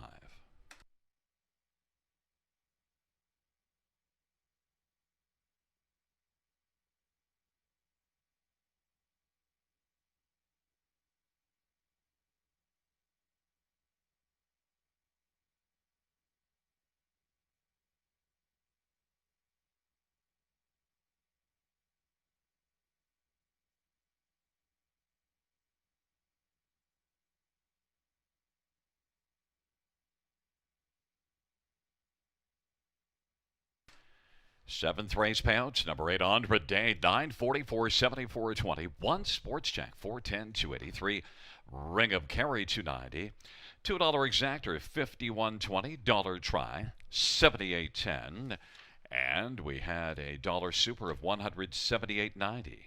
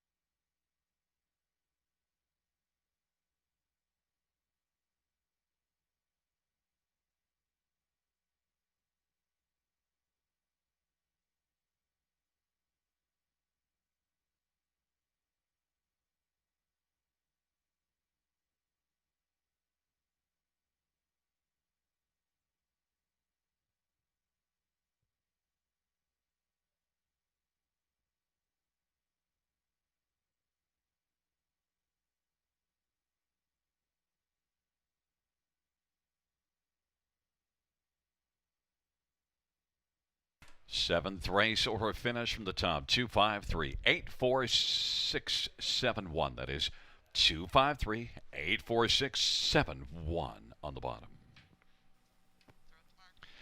And fans, we're just about 4 minutes to the 8th race. Time for another check-in with Mark McKelvey. Mark? Thank you very much, Gary. And we're done our elimination action, but we've still got a few races to go here on this Monday evening. The skies have opened up, as Gary alluded to, just following that elimination for the Battle of the Bells. And what an elimination that was. Action-packed contest from start to finish. Lots of drama in that one, and we love a little bit of drama, especially considering we've got lots of storylines now to be interested in heading into next Monday's final. Of course, Industry Day. The 30th edition of Industry Day is coming up a week today. It'll take place an afternoon card, as always, from right here at Grand River Raceway. And we've got two great finals that'll be taking place, the Battle of Waterloo and Battle of the Bells. Make sure you check our website, grandriverraceway.com, and the draw will be out later this week for that card. We're really looking forward to that day, and if the eliminations were any indication, should be a lot of fun. And how about Andra Day? Went off at 7-2. We might be talking about that for a while. She's now 3 for 3 as that 2-year-old pacing filly. I know she had a tough post, but 7-2, you might not see that price on her for quite some time. Coming up, though, race number 8. We're still 3 minutes out, claiming Pacers here for the 8th. We do have a scratch. Take out number 3, Big Boy Frazier. With that, here in this race, I land on the 2, Oak Rock El Dorado. Louis-Philippe Wallaby in the sulky behind this 10-year-old gelding, and he's currently 5-2. I like that price here. Finished top 2 in each of his last 4. It's been facing tougher company. Comes back to the half-mile track. I think this is a real driver's race here, and I think Wow will be able to get the job done. Did have the 3 on my ticket, but I was in the 3rd spot. I did come to the 1, so what everybody's tapping into, it's probably not hard to get away from that. Those inside 2, number 1, Ferrari Fever, my 2nd choice. And then my 3rd choice, we go towards the outside, number 7, Do You Think, Bob McIntosh, and Trevor Henry already have a win here earlier tonight. We'll see if maybe they can double up or at least get a piece of the pie here in race number 8. We're kicking off a pick 3, race 8, coming up next here from Grand River.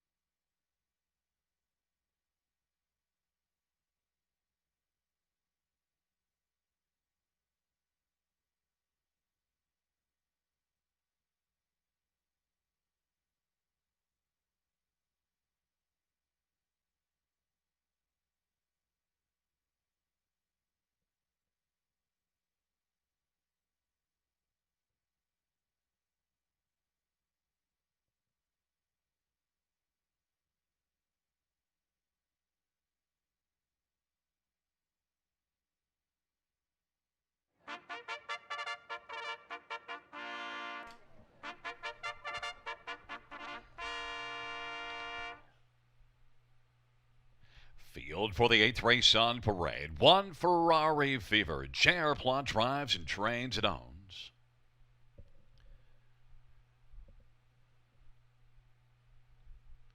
Number 2 is Oak Rock El Dorado. Louis Waugh for Sandra Perot. 3 is scratched. And number 4 is Devil's Peak Austin Sorry for Bruce Gwitt and Carmelo Shime. And, well, there's number 10, Twilight Zone, Natasha Day for Ken Oliver and Milton Young. Number 5 is Prairie Mystic, Paul Davies for Paul Sanders and Deborah Pinnell. Number 6 is Hercule J.M., Brett McDonough for Chantel Mitchell and Jacques Mercier. Number 7, Do You Think? Trevor Henry for Bob McIntosh and Al McIntosh and Martin Stables. And Paradox Farm Incorporated. 9 is always in the money. Eddie Hensley for Jody Cullen and Ron Cullen. 8 is Candid Cameron, Scott Culver, Dean Nixon. It is a field of 9 for the 8th race. The 3 is out and the 10 is in. Let's look at this field. And right now we have 1 Ferrari Fever at 4 to 5. And let's look at number 2 Oak Rock Eldorado. Louis Waugh for Sandra Perot and mile of 52 last time out. And that was a very fine mile at Mohawk. Was able to get a pocket trip and stay second also. This one does have plenty of gate speed, although so does Ferrari Fever on the inside.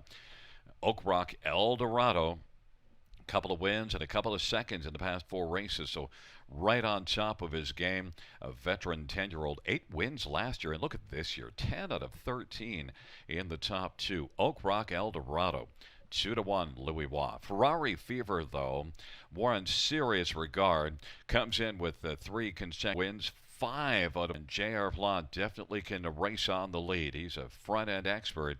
Ferrari Fever and J.R. Plot 6 to 5 is the price on the board. Number 9, always in the money. 38 lifetime wins and certainly a ton of back class. A 10-year-old like Oak Rock Eldorado, always in the money. Was in the money, 3rd here last time out. Now has to work from the trailer post, but boy, there should be plenty of gate speed right in front of always in the money. And Eddie Hensley is on the board at 7 to 1 right now. Eddie Hensley.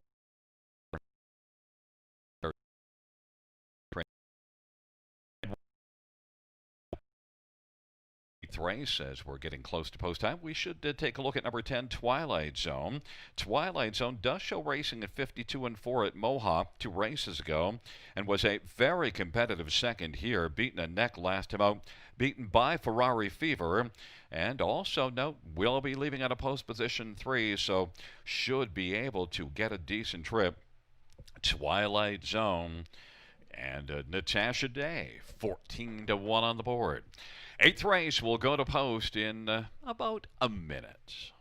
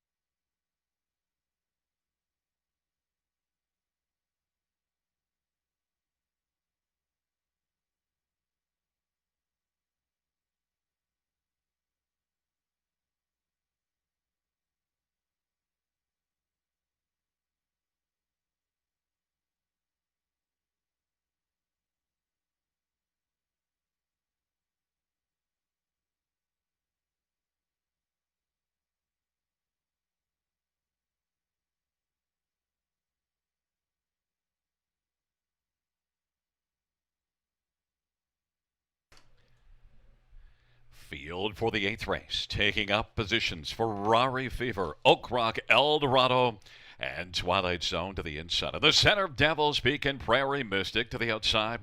Hercules JM, Do You Think, and Candid Cameron. And the second tier, always in the money. Field of 9, race number 8. The field is gathered up in behind the gates.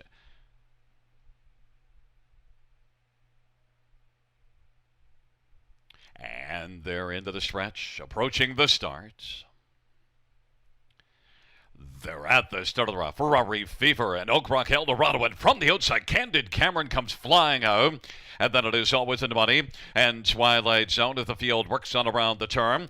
Then it is back to Devil's Peak and Prairie Mystic and Hercules JM, and Do You Think is trailing the field. Oak Rock Eldorado's got the early lead, and Candid Cameron from an outside post is second, Ferrari Fever third, about 4 1/4 off the lead. Then racing fourth is Always in the Money, and then it is Twilight Zone and Devil's Peak. Opening quarter 26-2, and racing further back is Prairie Mystic, and then we've got Hercules JM and Do You Think. The field works off that sharp opening quarter at 26-2, and with the lead is Oak Rock Eldorado. Candid Cameron is right there watching from the pocket position. Ferrari Fever is racing to the inside third. Now here comes Prairie Mystic, rather to the outside, Always in the Money. And then Twilight Zone, Devil's Peak on the inside, Prairie Mystic to the outside. Half was 55-4. Then Hercules Jam and Do You Think. Into the backstretch they go. Oak Rock Eldorado still has the lead for Louis Bois. On the outside now, Always in the Money is alongside Candid Cameron on the inside. That pair is both a length and a half from the front. And then Twilight Zone is on the outside, racing second over alongside Ferrari Fever, who's locked down to the inside. Out wide goes Prairie Mystic, Devil's Peak, and then back to Hercules Jam and Do You Think. It is still Oak Rock Eldorado with the lead, though. 3/4 to 125. Oak Rock Eldorado drives on. Always in the Money, down to the inside, Candid Cameron, and Twilight Zone is out there 3 wide and charging the turn for home. Oak Rock Eldorado off sharp fraction, still has more left. On the outside, Twilight Zone. Oak Rock Eldorado wins it. Twilight Zone appeared to be second over Always in the Money, and then Prairie Mystic 154-4. Oak Rock Eldorado.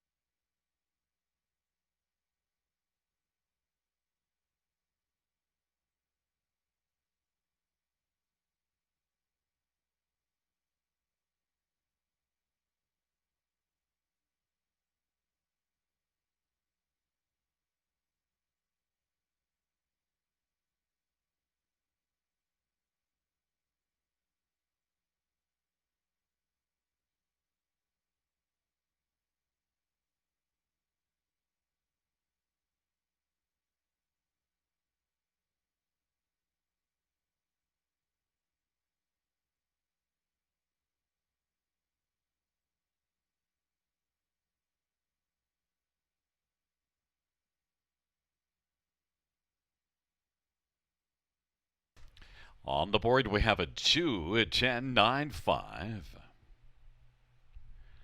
And coming back in front of us, the winner of race number 8, number 2, Oak Rock Eldorado. 10-year-old Ram Baron Bay gelding, owned by Sandra Perot, who's also the trainer. Louis Bois, the winning driver. 28th win for Oak Rock Eldorado. 154-4.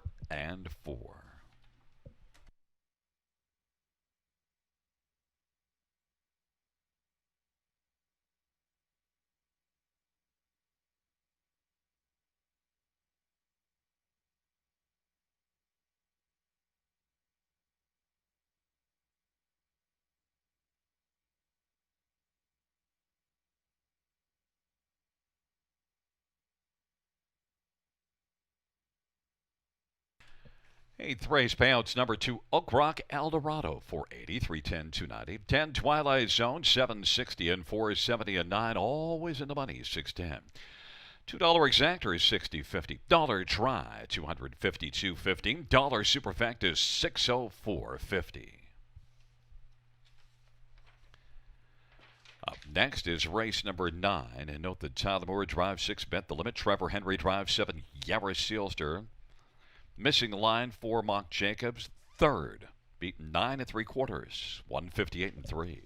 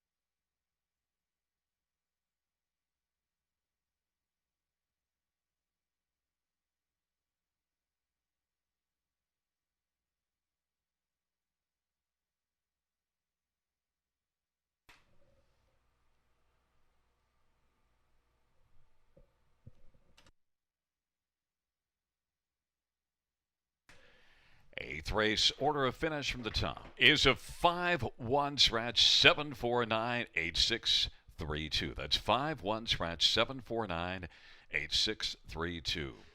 Ninth race going to post in 5 minutes, but before that, first we're going to check in with the Mark and see what he thinks about this ninth dash. Mark? Thank you very much, Gary. We got 2 to go on this Monday evening. It is late double time from Grand River Raceway, and we do click there with a 7 to 5 shot, of course, in Oak Rock El Dorado, who does it on the front for driver Louis Philippe Waugh. Coming up in the ninth race here, just taking a quick glance up at the board. We got a pretty competitive-looking board to this point. I find myself landing on number 2, Friend Zone, for trainer-driver Paul Davies. Here's one that rallied strong in the Ontario debut to finish 4th. Beat by just a neck. You imagine finishing 4th and you only got beat a neck. Was right there in the mix. Second start off the shelf. That's always a great angle you might want to play. And looking up right now at number 2, Friend Zone, we're currently getting a not a bad price there. That's who I'm going to put in my top spot. Underneath, I like number 6, Bet the Limit. Number 3, Tails Away. Number 8, Giddy Up Max, I think, for number 6, Bet the Limit. Again, another one offering a nice price. It is early money, but here's one that stacks up well in this spot. Not much early speed in this race, so I think this one might be able to get away well, as does have some decent enough gate speed to go out of there. Tyler Moore will now do the driving on number 6, Bet the Limit. So it is 2-6-3-8 from yours truly as we head into the late double. And when we come back up for race number 10, we may have an opportunity to pass along the post positions for the finals of the Battle of Waterloo and Battle of the Bell. So stick around for that. Late double time from Grand River Raceway, race 9 coming up next.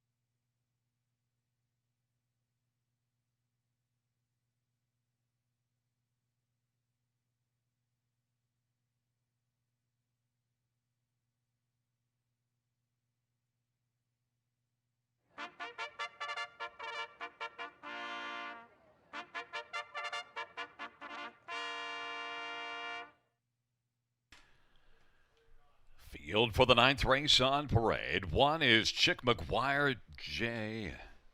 Harris, driving for Jeffrey Williamson and Rebecca Williamson. Number 2 is Friend Zone, Paul Davies for Paul Sanders. Number 3 is Tails Away, Colin Kelly for Kyle Boston, Doug Hastings, and Brian Daly. And number 4 is Mock Jacobs, Jared Plant, drives and trains and owns. Number 5, Cody Dorleen, Scott Coldifer, Gary McDonald, and Alan Kepfer. And number 6 is Bet the Limit. It is Tyler Moore for Jacques Dupont. Number 7 is Yara Silster, Trevor Henry for Bruce McDonald and Martin Stables and Carlo Ravella.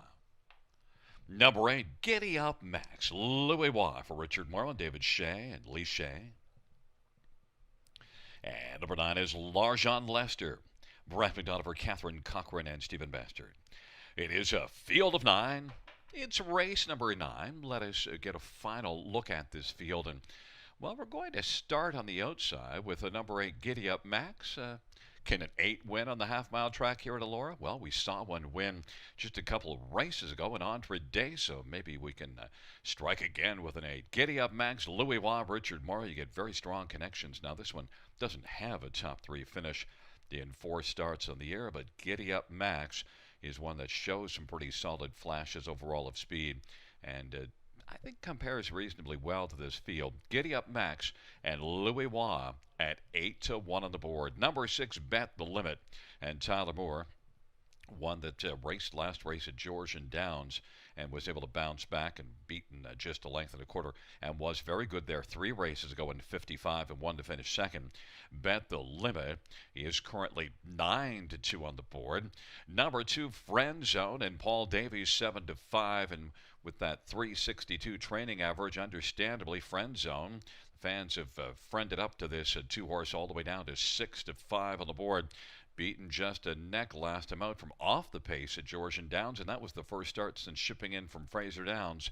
Friend Zone and Paul Davies with the big driving and training averages, 7-5 on the board, looking to add on. And number 3, Tails Away. One that was very fine last year, winning 7 times in 23 starts, but only 1 win this year. But last race was an improvement, beaten just 3 lengths, and gets a favorable post. Again, Tails Away and Colin Kelly for Kyle Boston, who sports a very nice training mark, 368, with a very sharp win percentage. Tails Away and Colin Kelly is currently 8-1 on the board. A reasonably wide open dash, but the fans have narrowed it down to number 2, Friend Zone, and Paul Davies at 8-5 on the board. We're going to find out if they're right or not as we're about 2 minutes to post time to our 9th dash.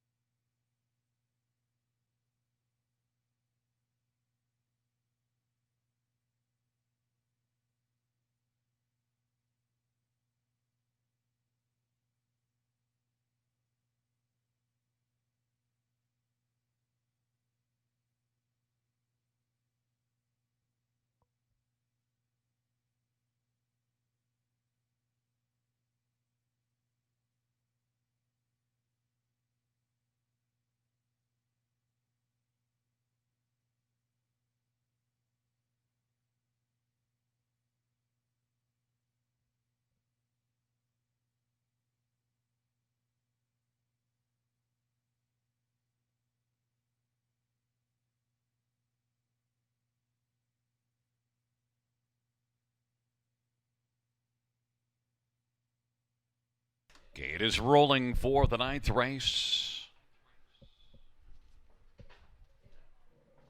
Chick McGuire, Friend Zone, Tails Away on the inside. The center, Mark Jacobs, and Goldie Dorleans to the outside. Bet the Limited, Yara Silter with Giddy Up Max. And the second tier, Larjon Lester.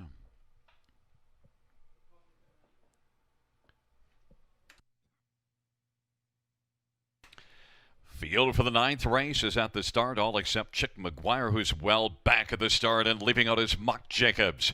Friend Zone down to the inside. Silster is racing on the outside. Third right now is Tails Away. Silster is fourth and fifth on the inside. Larjon Lester, the inquiry sign is up. It pertains to the start of number one, Chick McGuire.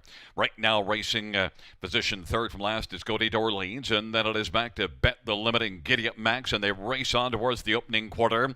And Friend Zone has the lead for Paul Davies in front 2 1/4. Racing second, Muck Jacobs as they race their way around the turn. Then third is Tails Away. Opening quarter was 26-3.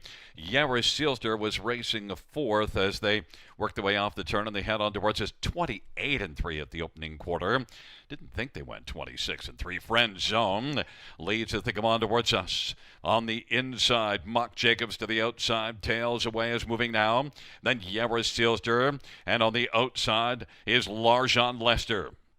Then as they race their way on around the turn, Bet the Limit is on the inside and currently about 7 or 8 lengths off the lead. Cody Dorleans on the outside, and Giddy Up Max has just one beat, and that is Chick McGuire on down the backstretch for Friend Zone. Friend Zone leads by 2. Then Tails Away and Muck Jacobs, and racing to the outside. Larjon Lester is fourth, and Silster is fifth. Then Cody Dorleans and Bet the Limit, and off stride goes Larjon Lester, and they race on by 3/4.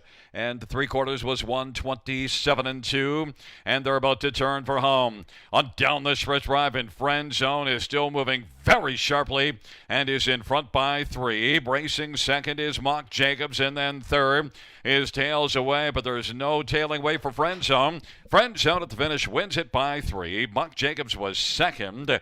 Then third goes to Bet the Limit, and close for fourth.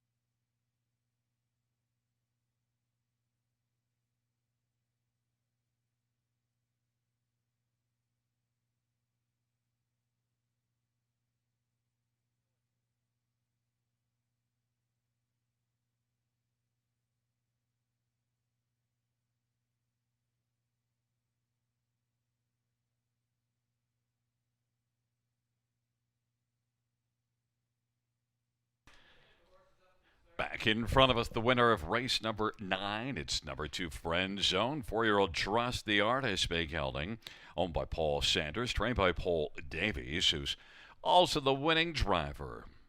It's the third win this year and the fourth lifetime for Friend Zone.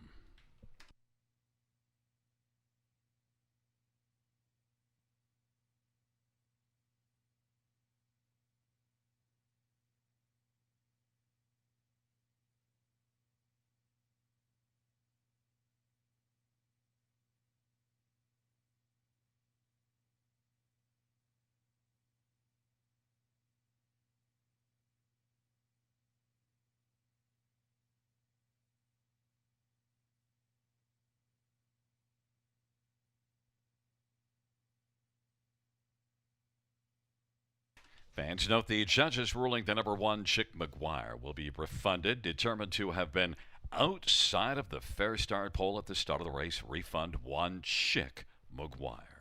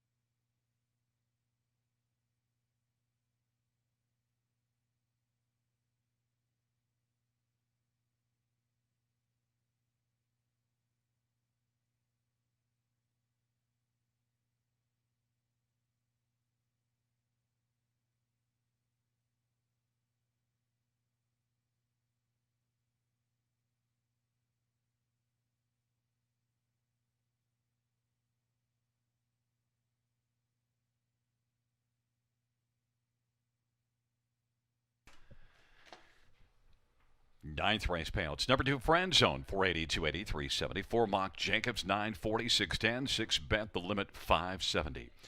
$2 exactor, $40 dollar try. 108.30. Dollar super, 321.20.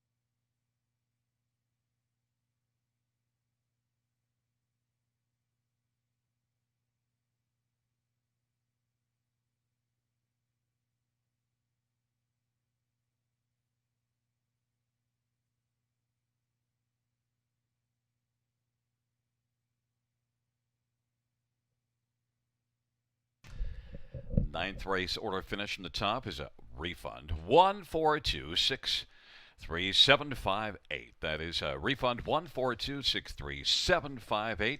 Going to send things down for one more check with our resident expert, Mark McKelvey. Mark, how are things going to unfold here in the 10th? Well, hopefully they're going to unfold very well for yours truly and for yourself. We do have one to go here on this Monday evening. The finale is coming up next, but as I mentioned just prior to race number 9, before we wrap things up on this Monday evening, let's check out the post positions for the Battle of the Bells and Battle of Waterloo finals. I got them pulled up here, and we'll run right through it right now. For the Battle of the Bells, Battle of Waterloo final, we can start with here. You'll see it there, top to bottom. Watch My Beverage will start from the rail. Better Sun the 2, Armor Sealster, Can't Stop Lying, Socrates Blue Chip, Avion Sealster, Candy Trader, No Better Joy, and Spring Bridge Duel will start from the second tier. So there's a look at the field for the final of the Battle Waterloo, which goes next Monday. We'll switch things over to the fillies, and in the Battle of the Bells final, Ring of Kerry will start from the rail. Then it'll be Turning the Table, Siri Blue Chip, Sports Check, Shiatsu Sealster, Spit and Chicklets, Cyclone, Sister, Andre Day, and Scarlet Hanover. So there is a look at the field for the Battle of the Bells final, and we can now start to look forward to next Monday's Industry Day card, the 30th edition of Industry Day. Of course, right now, due to the COVID restrictions, we cannot host the typical crowd that we would normally see on an Industry Day, but we will bring you live coverage. You can watch the live stream right here at GrandRiverRaceway.com.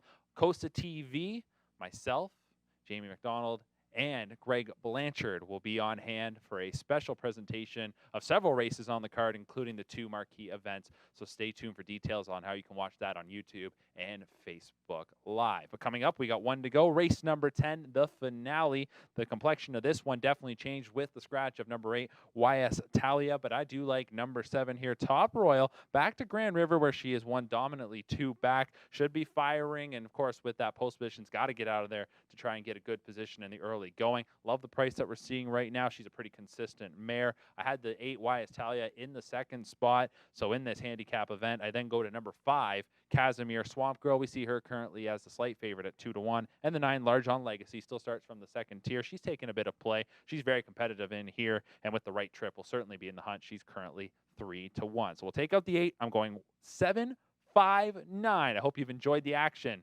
on this Monday evening. One to go. Gary Guy is going to take us home.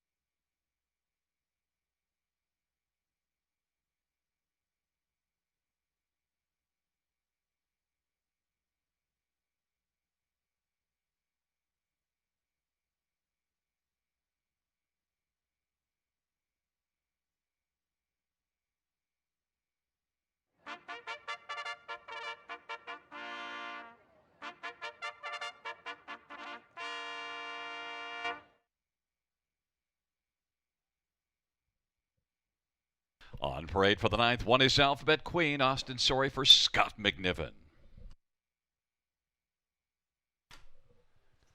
Number 2, So Awesome, J.R. Platford, Patrick Shepard, and Robert Woodburn. And 3 is West Beach, Scott Quilliver, Martin LaChance, and LaChance Racing and Dragon Racing. Number 4, War Filly, got over Jack Powell and Bradley Powell. Number 5 is Casper Swamp Girl. Colin Kelly for Kyle Bossens and William Pendleton.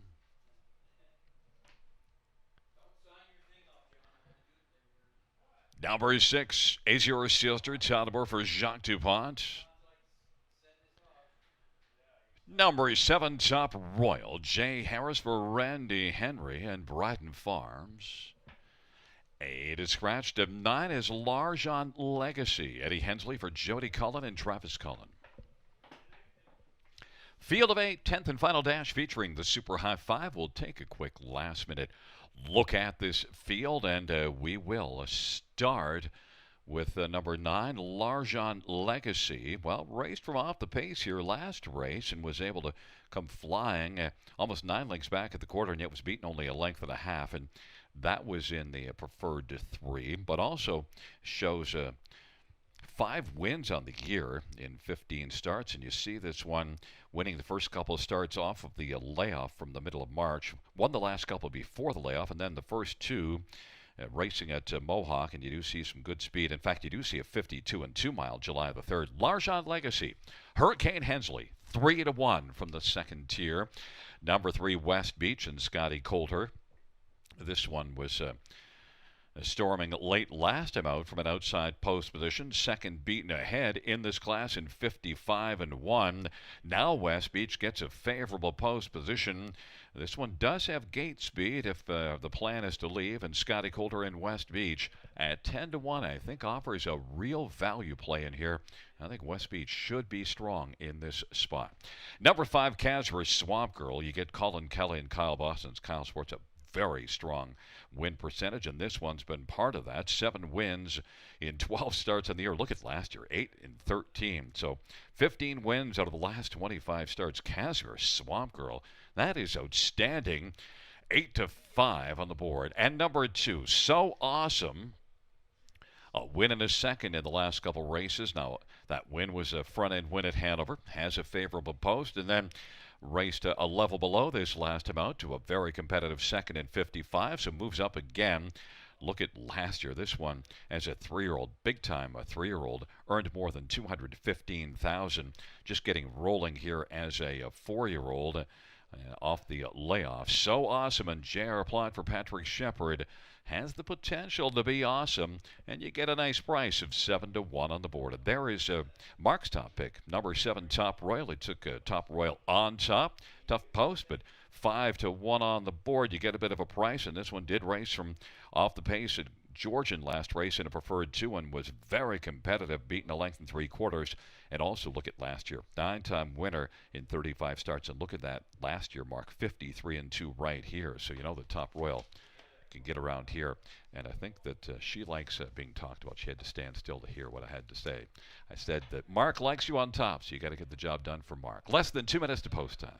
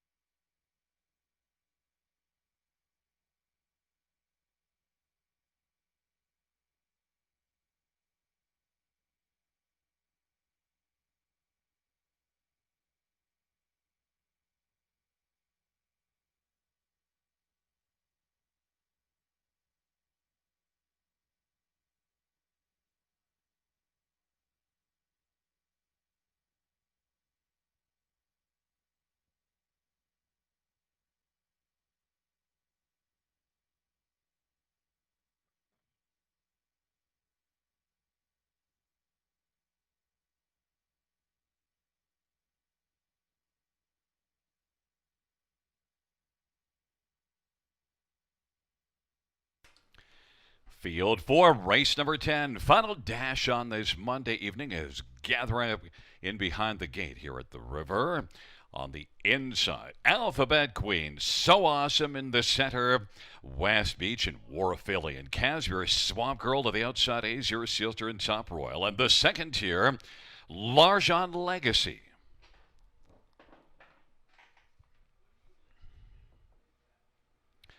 Field of 8 for the 10th and final dash. They turn into the stretch drive and are gathering speed approaching the start. And they're at the start of the route. So Awesome gets out well. West Beach and Warfilly. Casimir, Swamp Girl to the outside. And Casimir, Swamp Girl is looking to quickly cross over and take the lead. And is on top now in front of Alphabet Queen. So Awesome now is going to get along to the inside, racing third. And is in front of Larjon Legacy. West Beach is fifth. And then it is back to Warfilly and Top Royal. And Azure Sealster trailing the field on the race towards the opening quarter. Casimir, Swamp Girl, the 4-5 favorite, was able to bolt out and get the lead. 27-4 the opening quarter. Alphabet Queen is in position B right now, and then racing position third on around the turn is So Awesome. Larjon Legacy is fourth, and then it is West Beach on the inside, racing fifth as they come off the turn. Now Top Royal starts to march to the outside, and we'll have cover. Popping out from fourth now, there goes Larjon Legacy. West Beach is outside as well. Then Warfilly, Top Royal, and back to Azure Sealster. 57 seconds flat is the halftime, and Casimir, Swamp Girl has the lead. Larjon Legacy on the outside is second off that 57-second half, and on the inside, Alphabet Queen is third. Then it is West Beach spotted second over fourth, but gapped a little bit in the cover. On the inside, So Awesome. Top Royal to the outside, and then it is back to Warfilly and Azure Sealter, but it is still Casimir, Swamp Girl leading. Casimir, Swamp Girl, Larjon Legacy is a length and a half back. 3/4 125-1, and West Beach now is racing third and closing ground. Alphabet Queen is fourth, and then fifth is Azure Sealster. Then it is So Awesome and Top Royal. They turn for home. Casimir, Swamp Girl, they come on down the stretch by, and Casimir, Swamp Girl is freewheeling it in the lane. Casimir, Swamp Girl is going to win. Larjon Legacy second. Then it was West Beach and Azure Sealter, and close between Alphabet Queen and So Awesome. 154 flat. Casimir, Swamp Girl.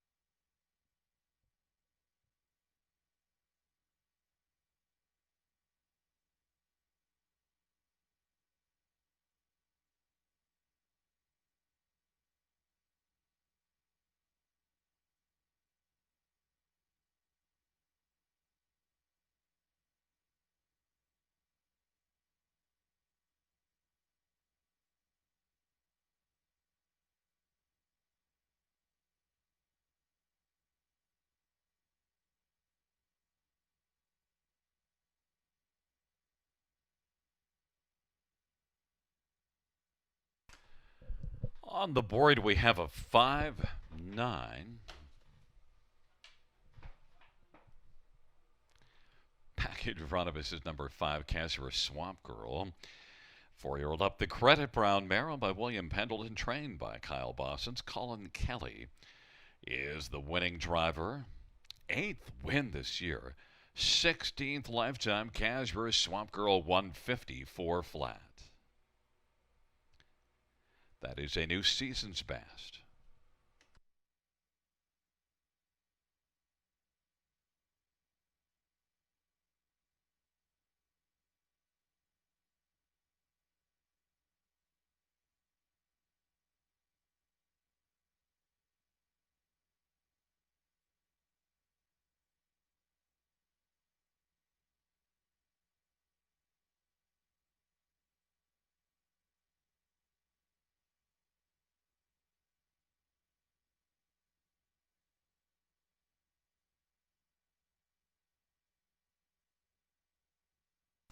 10th race payouts, 5 cash for Swamp Girl, 390, 280, and 260.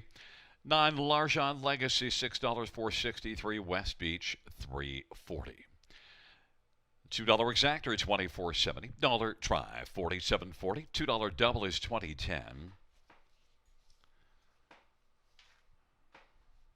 Dollar pick 3, 17.40. Dollar win 4, 73.60.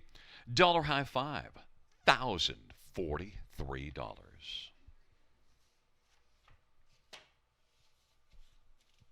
That was fun.